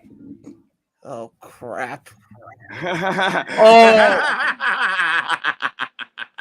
Look what I started. Mr. Mitchell, as you're saying, send it to me too. Don't worry, we will post it on our social media. Yes. Why is it? Ay. John, he's also asking if you're going to Grand Slam tomorrow. Mitch, unfortunately, I will not be going. Which I do want to get into that in a bit. But I'm going to go. The other match that I'm looking forward towards is the tag team match that we are sponsoring. Yeah, because the Silk City Boys are phenomenal. Mm-hmm. Yes. I know one of them very personally. And he is one of the most underrated superstars there is. And that gentleman's name is Kenny Bangle. Yep. Now, does Mike stream these for Ace, or he films them? Okay. So what he does is that he films them, and then eventually they go on to. He does like a weekly episodic, somewhat weekly episodic show on the official YouTube channel for Ace Pro Wrestling called Overdrive. Yes. Okay. So, guys, I'll say, like I said, if you happen to be where that's in Teaneck now, right? That's not in the Ridgefield Park Auditorium. That's the Knights of Columbus in Teaneck. Guys, if you get the chance, I highly recommend going to see it. You'll hear Carl from a mile away. Oh, and one more thing about Ace Pro Wrestling. Oh, and there's also somebody else that's going to be on. That's going to go with me. Our good friend, Bob. Hey, alrighty. Hey, Mr. Bob, yes. I know. That yet. I know. So, folks, one other thing I got to mention about Ace Pro Wrestling, considering I've been there since, God, almost 10 years now. One thing about Ace that I always love going to, especially as of late, the owner of the company makes different varieties of empanadas. Oh, yes. Oh. Oh, I'm schwitzing over here just thinking about them. Oh, we need to try. We need to try those empanadas. We need to try them. Oh, if you haven't already. They are freaking delicious. Yeah. He does different flavors like ham and cheese. I think he did a cubano once. He's doing pizza this time. Is he really? Oh, hey, you guys! I gotta get a taste of that because I love it. Oh, I'm schwitzing. What he's doing now is every flavor that can go on buffalo wings, he's putting in empanadas. Yeah. Interesting. Wow. Crap, now I'm hungry. I need to get it. He's having his buffalo chicken. I've had that before too. It's so good. Okay. I get like 2 or 3 of those at a time. But yeah, then let's get to Saturday because Saturday's gonna be a fun day. John, I just turned around and told you we can't talk about Saturday because we have Shane coming on tomorrow for the YouTube exclusive. Okay, so we'll skip that then. Okay. All right. However, there is one thing that is going to happen tomorrow, well, Saturday, that I can discuss that you and I will be at. Yes. Go ahead. Our good friend Bill DeMott of the Carrie Ann DeMott Foundation is having his annual picnic in Paramus, New Jersey at Van Solon Park. Yeah. And also, too, for the first time, he's having a softball tournament against the Paramus Police Department. Wow. We will put up the social medias for the Carrie Ann DeMott Foundation. Please support this foundation. It started out as him discussing about drunk driving due to the fact that he lost his daughter a mile away from home to a drunk driver. Oh, wow. And now he's going and expanding that, talking about cyberbullying and everything else. Yeah. Wow. And for those of you that don't remember who Bill DeMott is, he was Hugh Morris. He was also an NXT trainer. But this is his passion. One of the most nicest guys in the world. Yes. Wow. So I highly recommend you follow the Carrie Ann DeMott Foundation and support it. Because we do. Yes, we do. And we will be there Saturday to watch that all in action. So that's going to be fun. And that's from 11 to 4. Okay. Okay. Oh, He's like, no. uh-oh. Here we go. Oh, no, John. I'm not going to have you do a chest lap. Don't worry. No, what are you going to have me do? Try to run to first base? You probably won't even get there anyway. John, you would waddle to first base.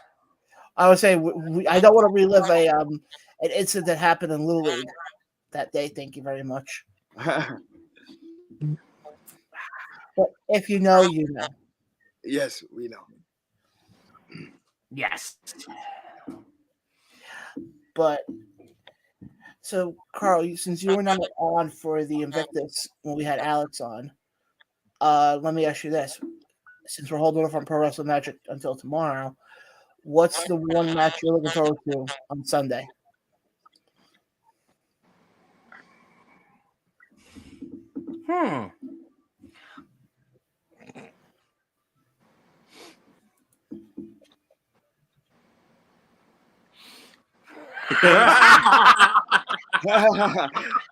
Thanks, Mitch. More like water like a duck. But anyway. Penguin. Oh, sorry. Yeah. Sorry, penguin, not a duck. Penguin. Moving on. John, honest with you. John will be trying out. Oh, sorry. No, John will be trying out to become the new mascot for the Anaheim Mighty Ducks out in California. Okay, let me just add to this quickly, then we're going to move on. I'm going to add to this one part, and then we're going to move on. Remember the movie that came out a number of years ago called March of the Penguins? Folks, if you want to see the real if you want to see the live action version of that, come see us Saturday.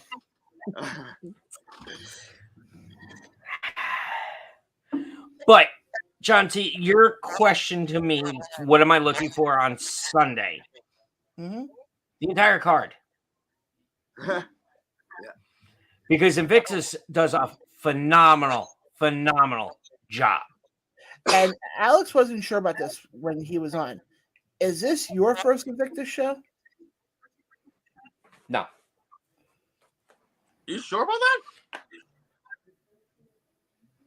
No, it's not. Because, Ryan, if you remember, you brought me into that other one.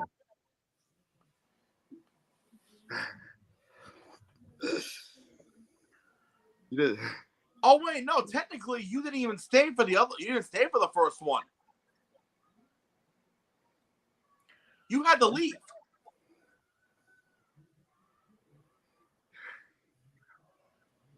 No, the last one. No. That one, that Sunday, was a different show. That would have been my second show. What was the first one then? It was it was the same weekend right after Pro Magic. That was a couple of months ago. Oh, was it the Valentine's Day one? I think so. It was actually right before you came on the show. Yeah. Because you did the YouTube exclusive with us, and you were like, "Oh, I got this show on Sunday." I'm like, "All right, well, why don't we go?" Because that's when we brought Alex on. That must have been the Valentine's Day one then. Yes. Yeah, it was. I remember. Yeah, I remember around that time. Yeah. Mm-hmm. Wow, that's going back to the early days. Yeah. That was with the other show. Yes. Well, I should say the other network. Yes. Yeah, that was the early days. Oof. The days when we didn't know what we were doing. Anyway, moving on. Apparently, we still don't know this what we're weekend, doing. Moving on. Yeah. This Sunday, I'm looking. The entire card actually intrigues me the most. Yeah. I'm really looking forward to the tag title match. Yeah, we know. All I know is Mr. Carter's going to hate me because he's going to see me 3 days in a row.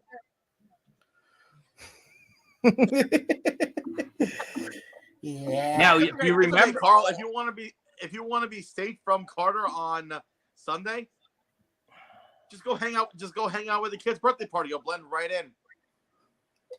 No, that's John. But John, What's up? if you remember the one show we went to at Ridgefield Park, they had the barriers. Yeah. Yeah.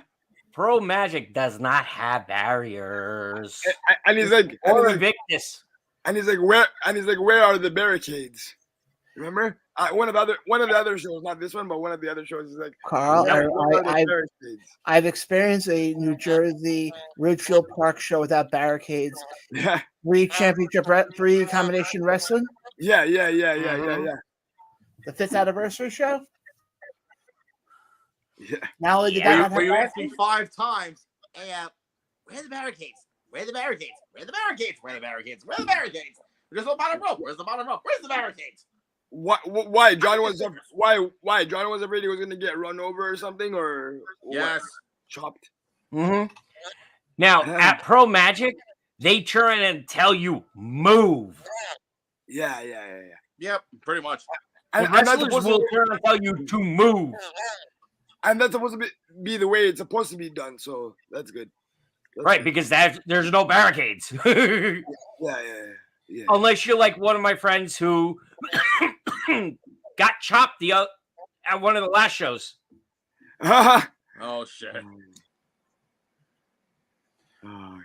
Ryan, Yeah. Elliot got chopped, and he sold it. That's right, he did. Oh, You- I remember. it's on It tape. wasn't. It wasn't John. Okay. No, No, I remember unfortunately. Elliot because Elliot picked on me at Bray. Yeah. Okay. Yep. Look Well, at you're Ryan. getting heat with everybody, aren't you?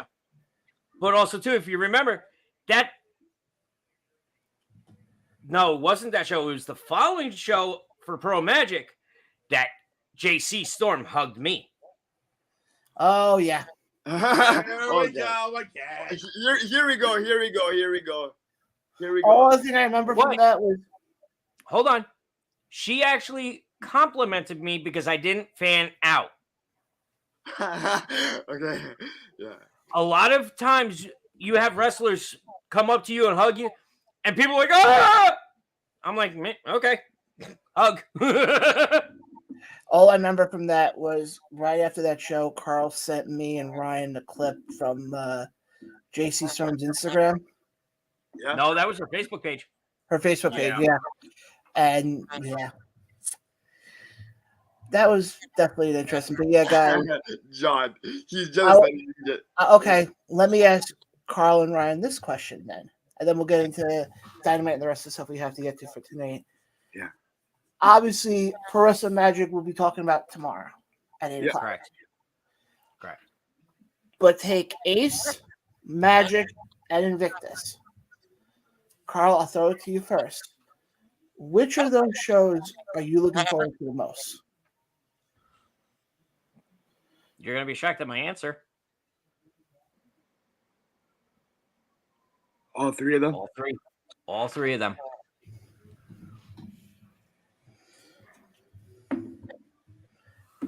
Ryan, what about you? How about the ones I'm working on, which is 2 out of the 3? Maybe I should answer that question then. What's up? Maybe I should have answered that question. And I'm You're only only going going to 2 out of the 3 anyway, so what the heck? I will say Invictus because I don't know what I'm walking into with Magic. Oh God. Yeah, Chop. yeah. Chop. That's a clue. Oh, these two have something up their sleeves. No, it's actually all him. Ryan, Vargas is going to be there on Saturday. Ay, coño. Besides Mop. Oh. I don't want to die.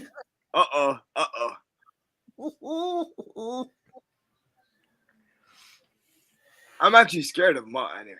Oh, Jesus H. Christ. I'll be honest with you. Mop is the one person that scares the shit out of me. Yeah. Same here. Yeah. When you hear him chop, your chest. Anybody in the audience, you all of a sudden you just see us go, because that chop hurts. And then, if I'm not mistaken, isn't there that one pain in the ass in the crowd who will sit there and say, chop harder? Oh, no, I'll just turn and tell him he chops like a bitch. I wonder who chops harder, Mr. Gunther or Mr. Moff. I'm going to be honest with you. I'm going to put it close enough that they're both on the same level. Yeah. Oh. And Ryan has heard me turn around and tell Mr. Moff that he hits like a bitch. Oh, yeah. And he looks at me and goes, what'd you say? I go, you hit like a bitch, and then hits harder. Yeah. And especially he has Darius on Saturday. That probably adds fuel to his fire. Ryan, do you remember the tag match between Alvin and Tristan Law versus Kate Lockbrock and Danny Moff? Yeah. Do you remember what happened in that one corner outside at the barriers? Yeah. Who instigated that one? John, all I gotta say is, since you're gonna be in the same room with Moff and Vargas, John, estás perdida. Because Moff had Tristan Law in the corner by me, and Turner told me to hold his arm. Oh, as really? He chopped him. Yep.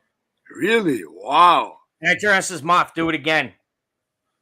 4 times. And Tristan looked at me and went, shut the fuck up. Yeah, I remember. Again, John. Costa, hold on, right. Costa, you were on when we did that exclusive with Tristan, right? Yeah, I believe so. Yes. Carl wasn't on for that one.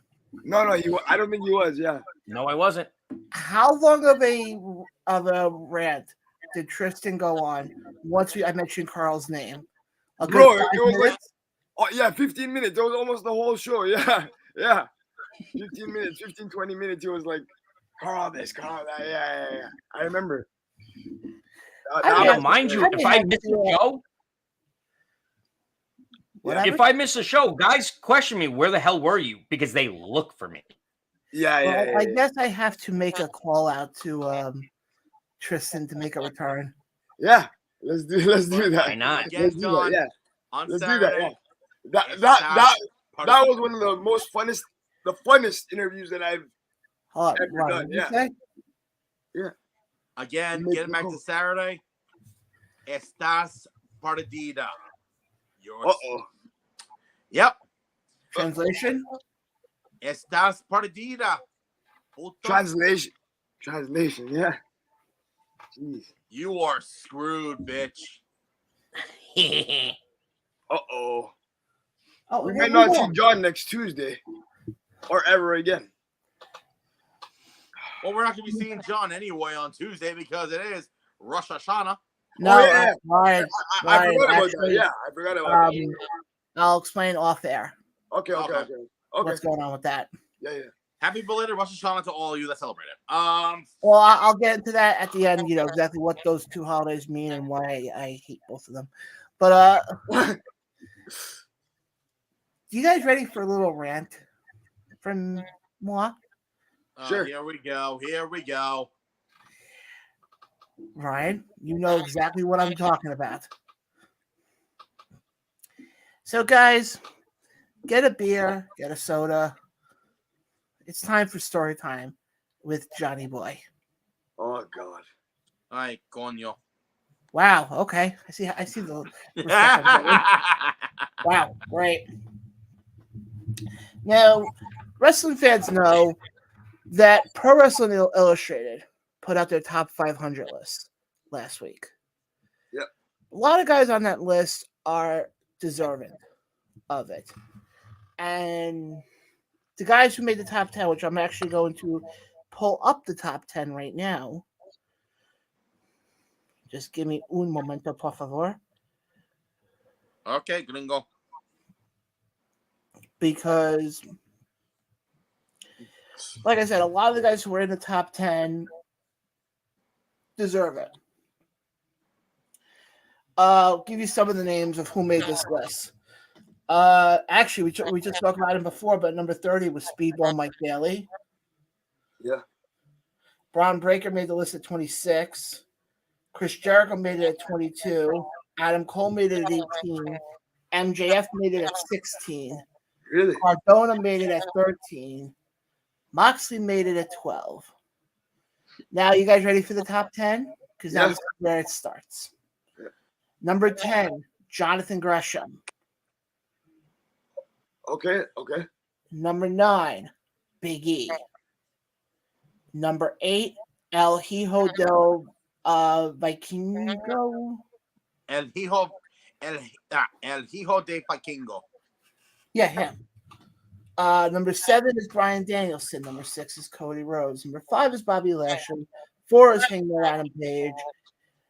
I'm skipping number 3 because that's who I have my issue with. Number 2 is Okada. And number 1 is Mr. Roman Reigns. Roman Reigns at number 1, I totally understand. The guy's on a 700-day run. He's on a different level. Okada, I understand. But somebody... Hold on. Somebody, for the life of me, explain this one to me.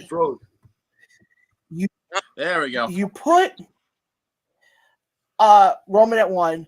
You put Okada at 2. How on God's green earth do you put CM Punk at number 3?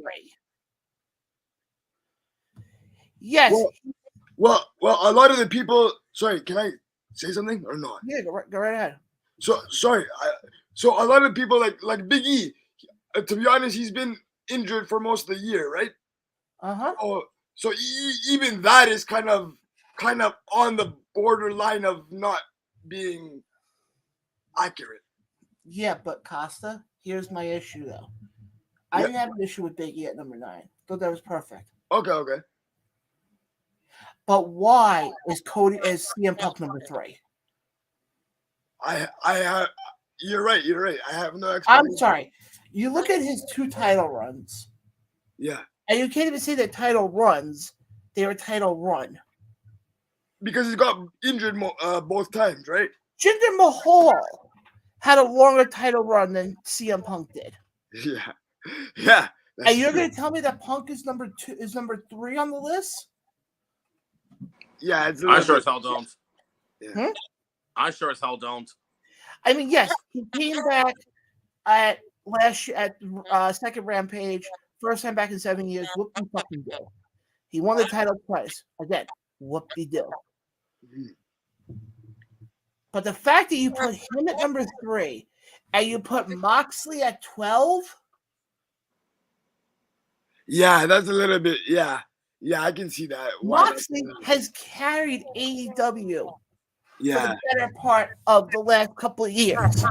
Yeah. Oh, God. Oh, God. Oh, shit, this is serious. John's getting up. I have to. My pants are getting a little tight there. But okay.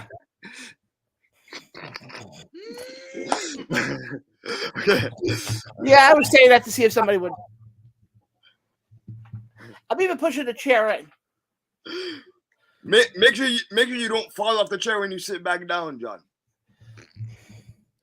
But here is what I'm failing to comprehend. Yeah. Maybe I'm stupid.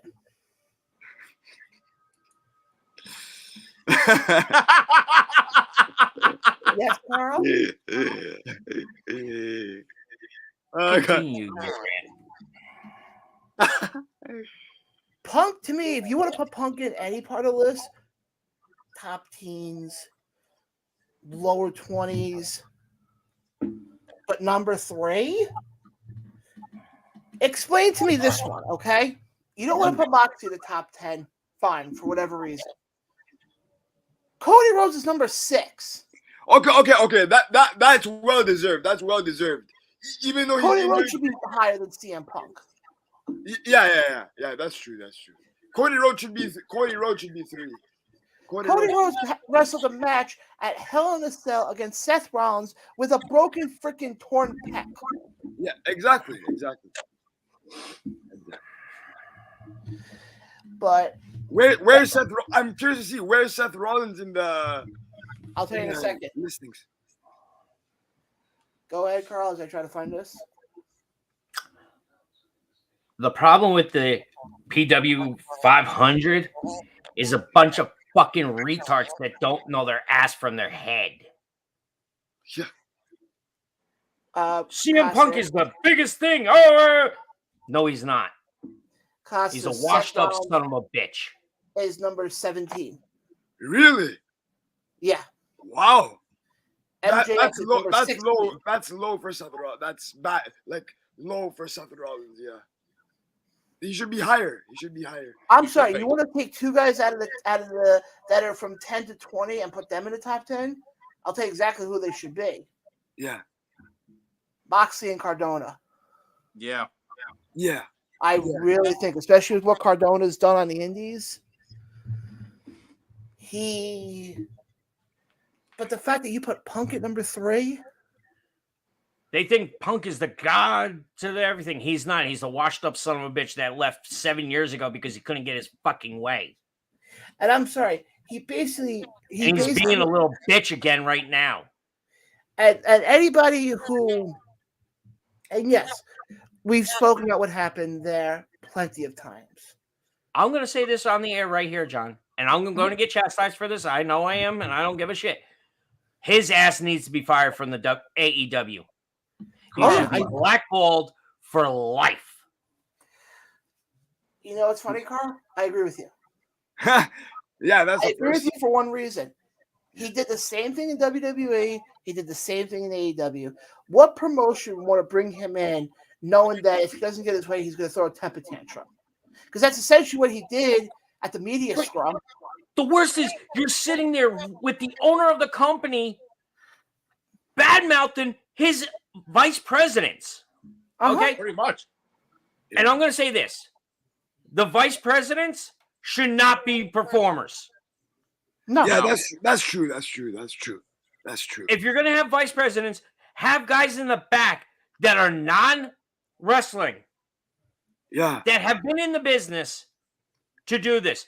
Mark Henry. Christopher Daniels. Yeah. Jerry Lynn. Exactly, Jerry Lynn. You could have even Arn Anderson. Dean Malenko. Prime example, Dean Malenko.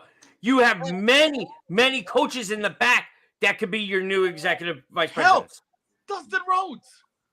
Yeah. Exactly. Because he hardly performs. Yeah, exactly. He knows they all know what the fans want. Uh-huh. I think they did it because they're with like Kenny, right? I think maybe that's why. Maybe but to me, I mean, and I'll go even farther than this. Yeah. The Bucks should lose their EVP status. Oh yes, they have to. I'm sorry. Yeah. You have a locker room right now that's in disarray. And how can you sit there? And Tony Khan, I put blame on him as well for this. You have a freaking locker room that's in disarray right now with talent going after other talent, and you're concerned with what WWE does? I'm sorry. I mean, especially if someone in your locker room is biting people. Exactly. That's I mentioned at the beginning of the show. My God. But Ryan, but we're more concerned. Okay. Hold on. You have an executive vice president that basically turned around and told the entire locker room he does not care about other talent except for the top guys. Yeah. Yep. Kenny said that he wouldn't. No, I think he also went on and said he wouldn't have hired like 8 out of 10 of them or something. Yeah. Oh, he did say that. Oh, wow. I didn't hear that. Wow. That's what you want to hear from one of your bosses. Oh, I wouldn't have hired you. The frigging locker room is ready to kill him. If that was me and I heard that from a boss of mine, I would turn around and go, you know what? You would have hired me? I want my release. They're all, John, it's going to happen. Oh, yeah. And that's what's sad, because everybody thought with this company, this company is going to do great. It's going to do wonders. No, it's not. It was good in the beginning. It was great in the beginning. But the moment that Cody Rhodes, one of the key guys that started the company, left, it went downhill. That's where you see the domino effect trickle. I think he knew. I think he knew that something was going to happen, and that's why he left. Though, like I think he knew already. Because I'll tell you why. All right, this is my own personal opinion. Yeah. Cody saw that Tony was taking away the powers that Cody had. Yeah. Cody was the one that was making the decisions of the matches. Yeah. And now all of a sudden, Tony's taking everything away, saying, no, everything has to come through me. That's where your problem begins. Yep. Because what that means is that's Vince McMahon Jr. Yeah. Even though he turns and says, the talent can come and say whatever they want, we'll run with it. The problem is, if it was guys that are on Dynamite, they would do it one show and see if it stuck. You want to do something like that, they should have done it on Dark. Mm-hmm. Or, quote unquote, on the side, try it, and then see if it works. I mean, Carl and Costa, I can say this for both of you.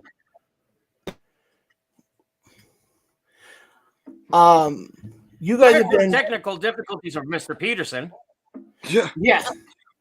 You guys have been a part of the show for some time. Yeah. Yep. This is the beginning. Yeah. Okay. What's the one thing I've always said regarding Tony Khan? He's a mark. He's a fan that has a lot of money. Exactly. To me, people may bitch and complain about Vince McMahon, but I'm sorry, that guy had a head for this business. He knew what he was doing. He didn't have Daddy lay out millions of dollars for him and go, go start your own wrestling company. Yeah. The problem with Tony Khan is He's too much of a fan than a boss. Exactly. And at times you got to change that to go and be a boss to instead of a fan or a friend. Exactly. Absolutely. Somebody turned around and told me this, and it's the most honest truth. We could be friends, but the minute I start giving you money, now it's a business. Yeah. That's I- true. And Or that as- came from a promoter. Or as my dad's always said, you can never mix friendship and business together. Which is true when you think about it. You John, can't. it's almost like having a family business. You can't work with family No. Yeah, that's true. No, not at all. because you got too many egos at the same time. Mhm. Yeah. But I also, agree. too, if you looked at with the Young Bucks, okay, and I'm going to refer to the Young Bucks the most right now. Every time since they were in charge and they were going after titles, they always won the title. How many times do we need to see them win the damn fucking title? You have It's other overkill. gentlemen out there that is tag teams, legit tag teams that should have won the titles more than them. I can tell you one of them. You know how many times House of Black or Malachi Black deserved the title, man, and he got 0. Like, Which- I don't get it, man. Yes. We can get to Malachi Black in a second because he put out some comments. Yeah. There you go. I want to get to And that. I saw further information about that. So go ahead. But I want to go quickly because we do have Grand Slam happening tomorrow night Yeah. at Arthur Ashe Stadium in Queens, New York. Overall, I mean, it's basically getting 5 title defenses. You're going to have a fatal 4-way for the women's interim championship as Toni Storm takes on Britt Baker, Serena Deeb, and Athena. You have Swerve and Our Glory taking on the Acclaimed for the tag titles. Pac takes on Orange Cassidy for the All Atlantic title. Mind you, it has nothing to do with the Atlantic. And then you have Moxley taking on Danielson for the vacated AEW World Heavyweight title. Yeah. And and then you have Rampage also Friday night, but that's another story for another day because good time. We have a lot of loaded. I'll tell you right now, walking out of Queens tomorrow night. Acclaim. I'll go through the predictions quickly. Toni Storm remains your women's champion. Yep. Pac remains your All Atlantic champion. Yep. I think the Acclaim win the tag titles, and I think you see Moxley win the World Heavyweight title. And I've always said that. I'm always saying Moxley for one reason. I don't think they're going to put the belt on Danielson. And it kills me because I'm a huge. I got back into wrestling because of Danielson. John, I don't think they're going to do it. John, I'm going to tell you this. If they want AEW to have kind of a fresh start, they need to put the title on Danielson. Otherwise, it's going to look like hot potato always. And we don't want a universal title situation where, this person has it, this person has it, this person has it. But also, too, John, going off of what Costa was saying, if they put it back on Moxley, it looks like all they need, every time there's a problem, the belt goes back on Moxley. What they need to do is put a fresh face behind that belt. Exactly. That's what I mean. Hold on. Mm-hmm. When he was with WWE, how long was his title reign? Oh yeah. Like short-lived. Yeah. A month? Right. Guaranteed with AEW, he'll have a longer title run. Yeah. The fans will behind him more as a title holder. Exactly. I agree with that, yeah. Okay, let me get Costa. Let me throw it to you first. Okay. We'll go through the matches quickly. For the women's title, like I said before, you got Toni Storm, Serena Deeb, Athena, and Britt Baker. Who takes the title? Toni Storm extends her reign. Pac, Orange Cassidy for the All Atlantic title. Pac extends his reign. Swerve and Our Glory versus the Acclaim for the tag titles. You know what? I love Swerve and Our Glory. Don't get me wrong. I love them, but it's gonna be time for a title switch. The Acclaimed. And I forgot one other match. God damn it, I'm an idiot. What? Claudio Castagnoli versus Jericho for the ROH title. Claudio. That's the one I forgot to say. I think Claudio wins that one as well. Yeah. I can't see them putting the belt on Jericho unless No. putting the belt on Jericho is what relaunches Ring of Honor back. No, I don't think so. I think it stays with Claudio. But Carl, let me throw it to you now. We'll go through the matches quickly. Claudio, Jericho. Storm. Huh? Oh, Claudio. Okay, the women's title. But for the women's match, I'm saying Storm. Pac, Cassidy. Pac. And then Swerve and Our Glory versus the Acclaim. Acclaim. And Moxie, Bryan Danielson.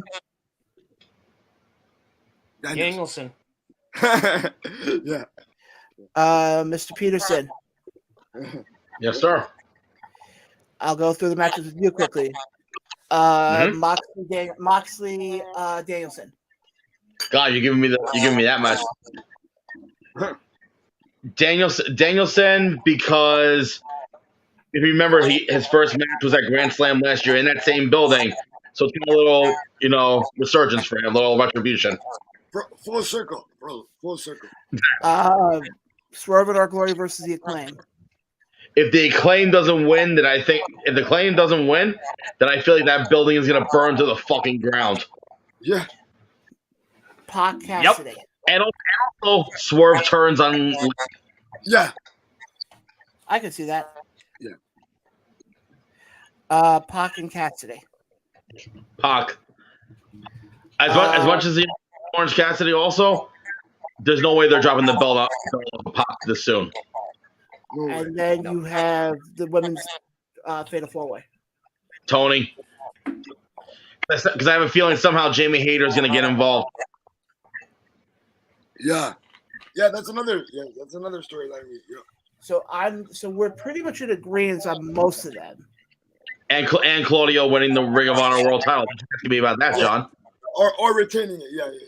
Well, but the funny part is we're all in agreement. Most of us are we're in mostly agreement on the other matches except for the world title. Mm-hmm. Yeah. And I'll stand on that. I'll stand on that tree limb as long as I have to. Are you sure underweight it won't break though? Anyway, but I'm just joking, man. Don't worry.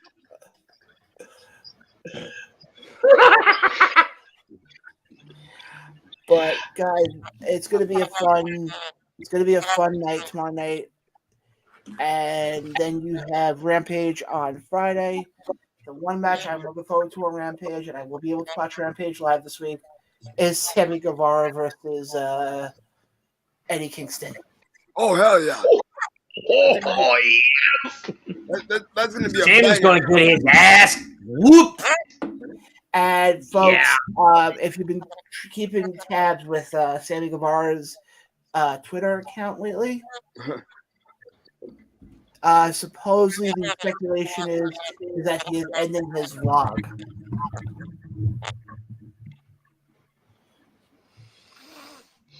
Yeah. Wow. So yeah. But yeah, let's get into Malachi Black thing quickly before we wrap up the show for tonight, because we're almost hitting that 2.5 hour mark. Okay. So yes, Malachi Black came out a couple days ago and basically cut a whole promo at an independent show he was doing, basically saying that he can answer some of the he'll be able to answer a majority of the questions in due time. And that the one thing he is pissed off at with AEW is the fact that AEW did put out some of the conversations they had with Aleister Black to the media. Oh, they did? Okay. All right. Now, Malachi Black is a very private person. He's very big on keeping a lot of stuff close to the vest. Mm-hmm. And I sort of understand why he's pissed off at AEW. with the leaks of the conversations. You don't want to be talking to somebody and then find out later on that they leaked your conversations to other people without your knowledge. Because then can you respect to talk to anybody? But, Ryan, let me throw this to you first on this one. What's your thoughts on the whole Malachi Black situation, and where do you think he will end up? I mean, to be fair, I know he hasn't been in the right mindset in the last few years. To be honest, I think if it's for his mental health, then by all means, do what you got. You gotta do what you gotta do.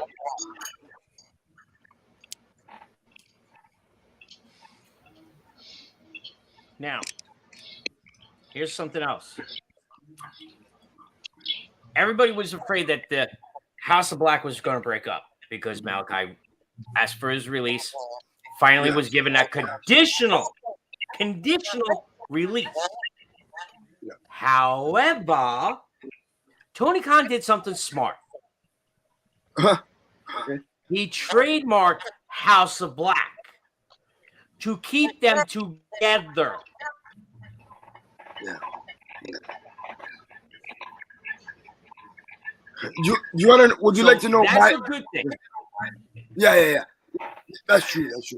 Now, would you like to know my opinion on this? Absolutely. I'll make it short and sweet. Okay. Some way and somehow, Malachi Black will end up back in WWE. He very well could. Because he's a Triple H guy. Mm-hmm. And Triple H is bringing back, trying to bring back everybody that was under him in an NXT, right? I can see sort of like a partnership or something between Bray Wyatt and Malachi Black. One problem. Okay. Malachi's wife is Zelina Vega, and she's hardly used. I think she's gonna have a push. Yeah. I think she's gonna have a push. It better be fast for her to get that push, because otherwise she has been underused. Yeah, but there are reports that she's gonna get pushed very soon. So let's see if that happens. Hey, it could be very interesting to see, but I don't know if there's anything else we really have to get to tonight. No, I don't think so. Okay, we don't have any more announcements. Yeah. We don't have any more announcements right now. Well, oh God, we could do one thing, John. Yeah. Take our shirts off? I don't really think that'd be good for the public consumption. No. I don't want to see. Hold on. I do not want to see that. Whoa.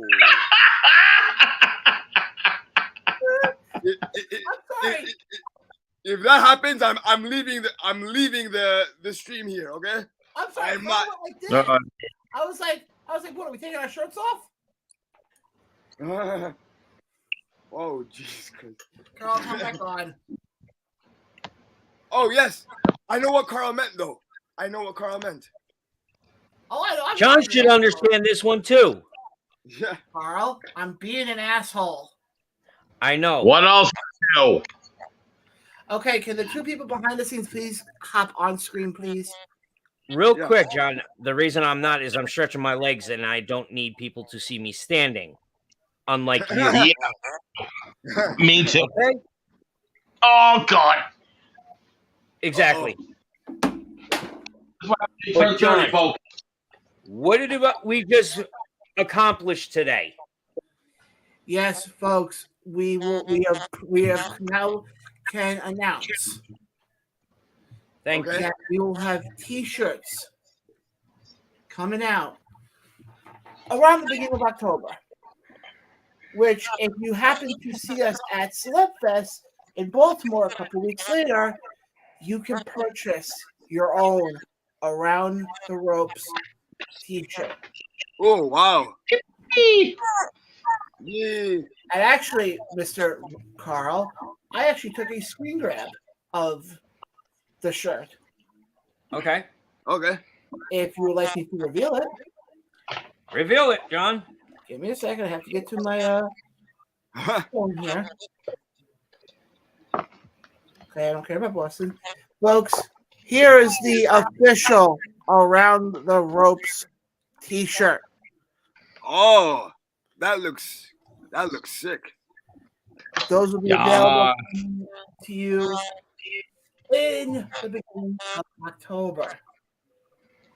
Yay! In addition to that, at Celebfest, we will have stickers. Yep. And there's more. More? You will also be able to get your official Around the Ropes coffee, courtesy of Motor Oil Coffee. Stay tuned to our social media by the end of this week, and you may be seeing the concept drawing behind how they're going to look. Yep. Yeah. Yes, Carl? Nothing. Oh, okay. Guys, I think it's safe to say, unless anybody has anything else they want to get to quickly. No, I'm good. I'm good for tonight. No, I'm Be honest done. with you, John. Instead of doing final thoughts, we just ended tonight. We've been on here way too long tonight. Yeah. That's understandable.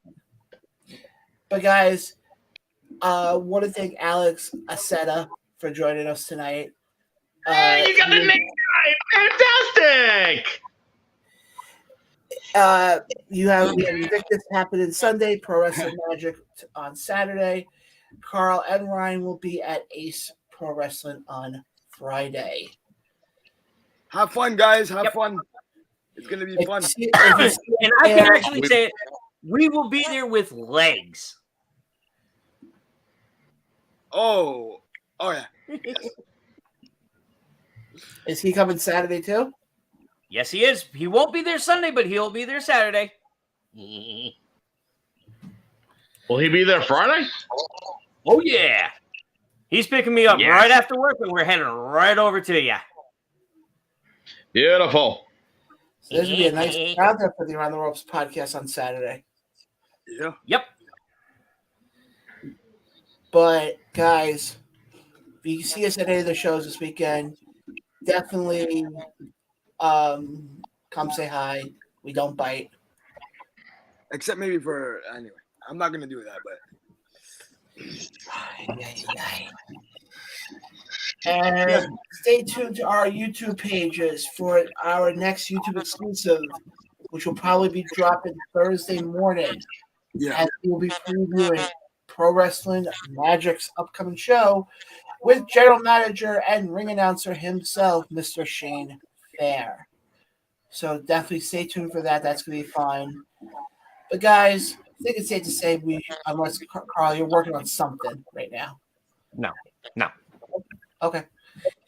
But guys, for Carl, for Costa, and for Ryan, you can find us on Twitter. We're at Around Rope Show for the podcast and at ATR Network for the network. Again, guys, go to our YouTube page. We don't have a URL at this moment, but if you guys continue to subscribe to us and we get that 100 subscribers, then we will have our own URL. Because not only do we have our show, but we had another show debut a couple of days ago. I'll be back. Yes, sir. So can I go ahead and explain this, John? Casa, that was me kind of segue. throwing the ball to you. A segue, yeah. Okay. So Segue my into show, that. What is a Hit Record, debuted last Thursday. So it was just an introductory episode about myself and my love for music. Unfortunately, this week I have to go out of town, so we'll do the episode the following Thursday. But I will be back in 2 weeks to record the first official live episode of my show, What is a Hit Record. I appreciate everybody for tuning in here and on my show, and I hope you enjoy the content that we bring you on a weekly, daily, and monthly basis. And Ryan, I know we're not doing final thoughts, but do you want to quickly plug what shows you have coming up? Well, considering 2 out of the 3 shows I have coming up this weekend with Ace on Friday and Invictus on Sunday, in 2 weeks I have a double shot once again with WrestlePro on October 8th, and then on October 9th, I'm making my announcing debut with FWF. The following weekend, another double shot with Warriors of Wrestling on Saturday, the 15th, and then Invictus once again on the 16th in Ridgefield Park. Yep. And then I believe the 23rd, which is a Sunday, I have Upper Limit Wrestling in Boonton, New Jersey. The 29th, I'm at CCW in Ridgefield Park. The 30th, I have no idea what I'm doing yet. And the 12th, I have WrestlePro in Rahway, New Jersey, as they present their 100th show. Plus, And so much more in the pipeline, folks. yeah. At this point, you should get an apartment in Ridgefield Park. You're there, I feel like, once a month. Exactly. I have relatives that live like 5 minutes away from the building. I mean, I should just crash with them. But guys, definitely stay locked into all of our social medias for all your latest pro wrestling news and updates with the show, and stay locked into the network's Twitter account for anything as far as future shows. Because guys, here's a little bit of a teaser for you. We might be hitting a ball soon or dropping some hoops. You guys have to stay tuned and find out what I'm talking about. Who knows? Stay locked in, guys. Stay locked in. But for Carl, for Costa, for Ryan, for our guest tonight, Alex Aceta. Attaboy. Actually, hold on, Ryan. I have to give you your proper intro, your proper title now. To the co-hosts. As well, guys. Tonight's show has been fun. It's been real fun. But we got to run because we've been on air for way too long tonight. Yeah. Again, Yeah. everybody here, everybody who watched, thank you so much. For people who commented tonight, thank you for contributing to the show. It was greatly appreciated. But we will see you guys next week for all of your fallout from this crazy weekend we're about to have. But until then, stay safe, and we'll catch you guys next time. Peace, guys.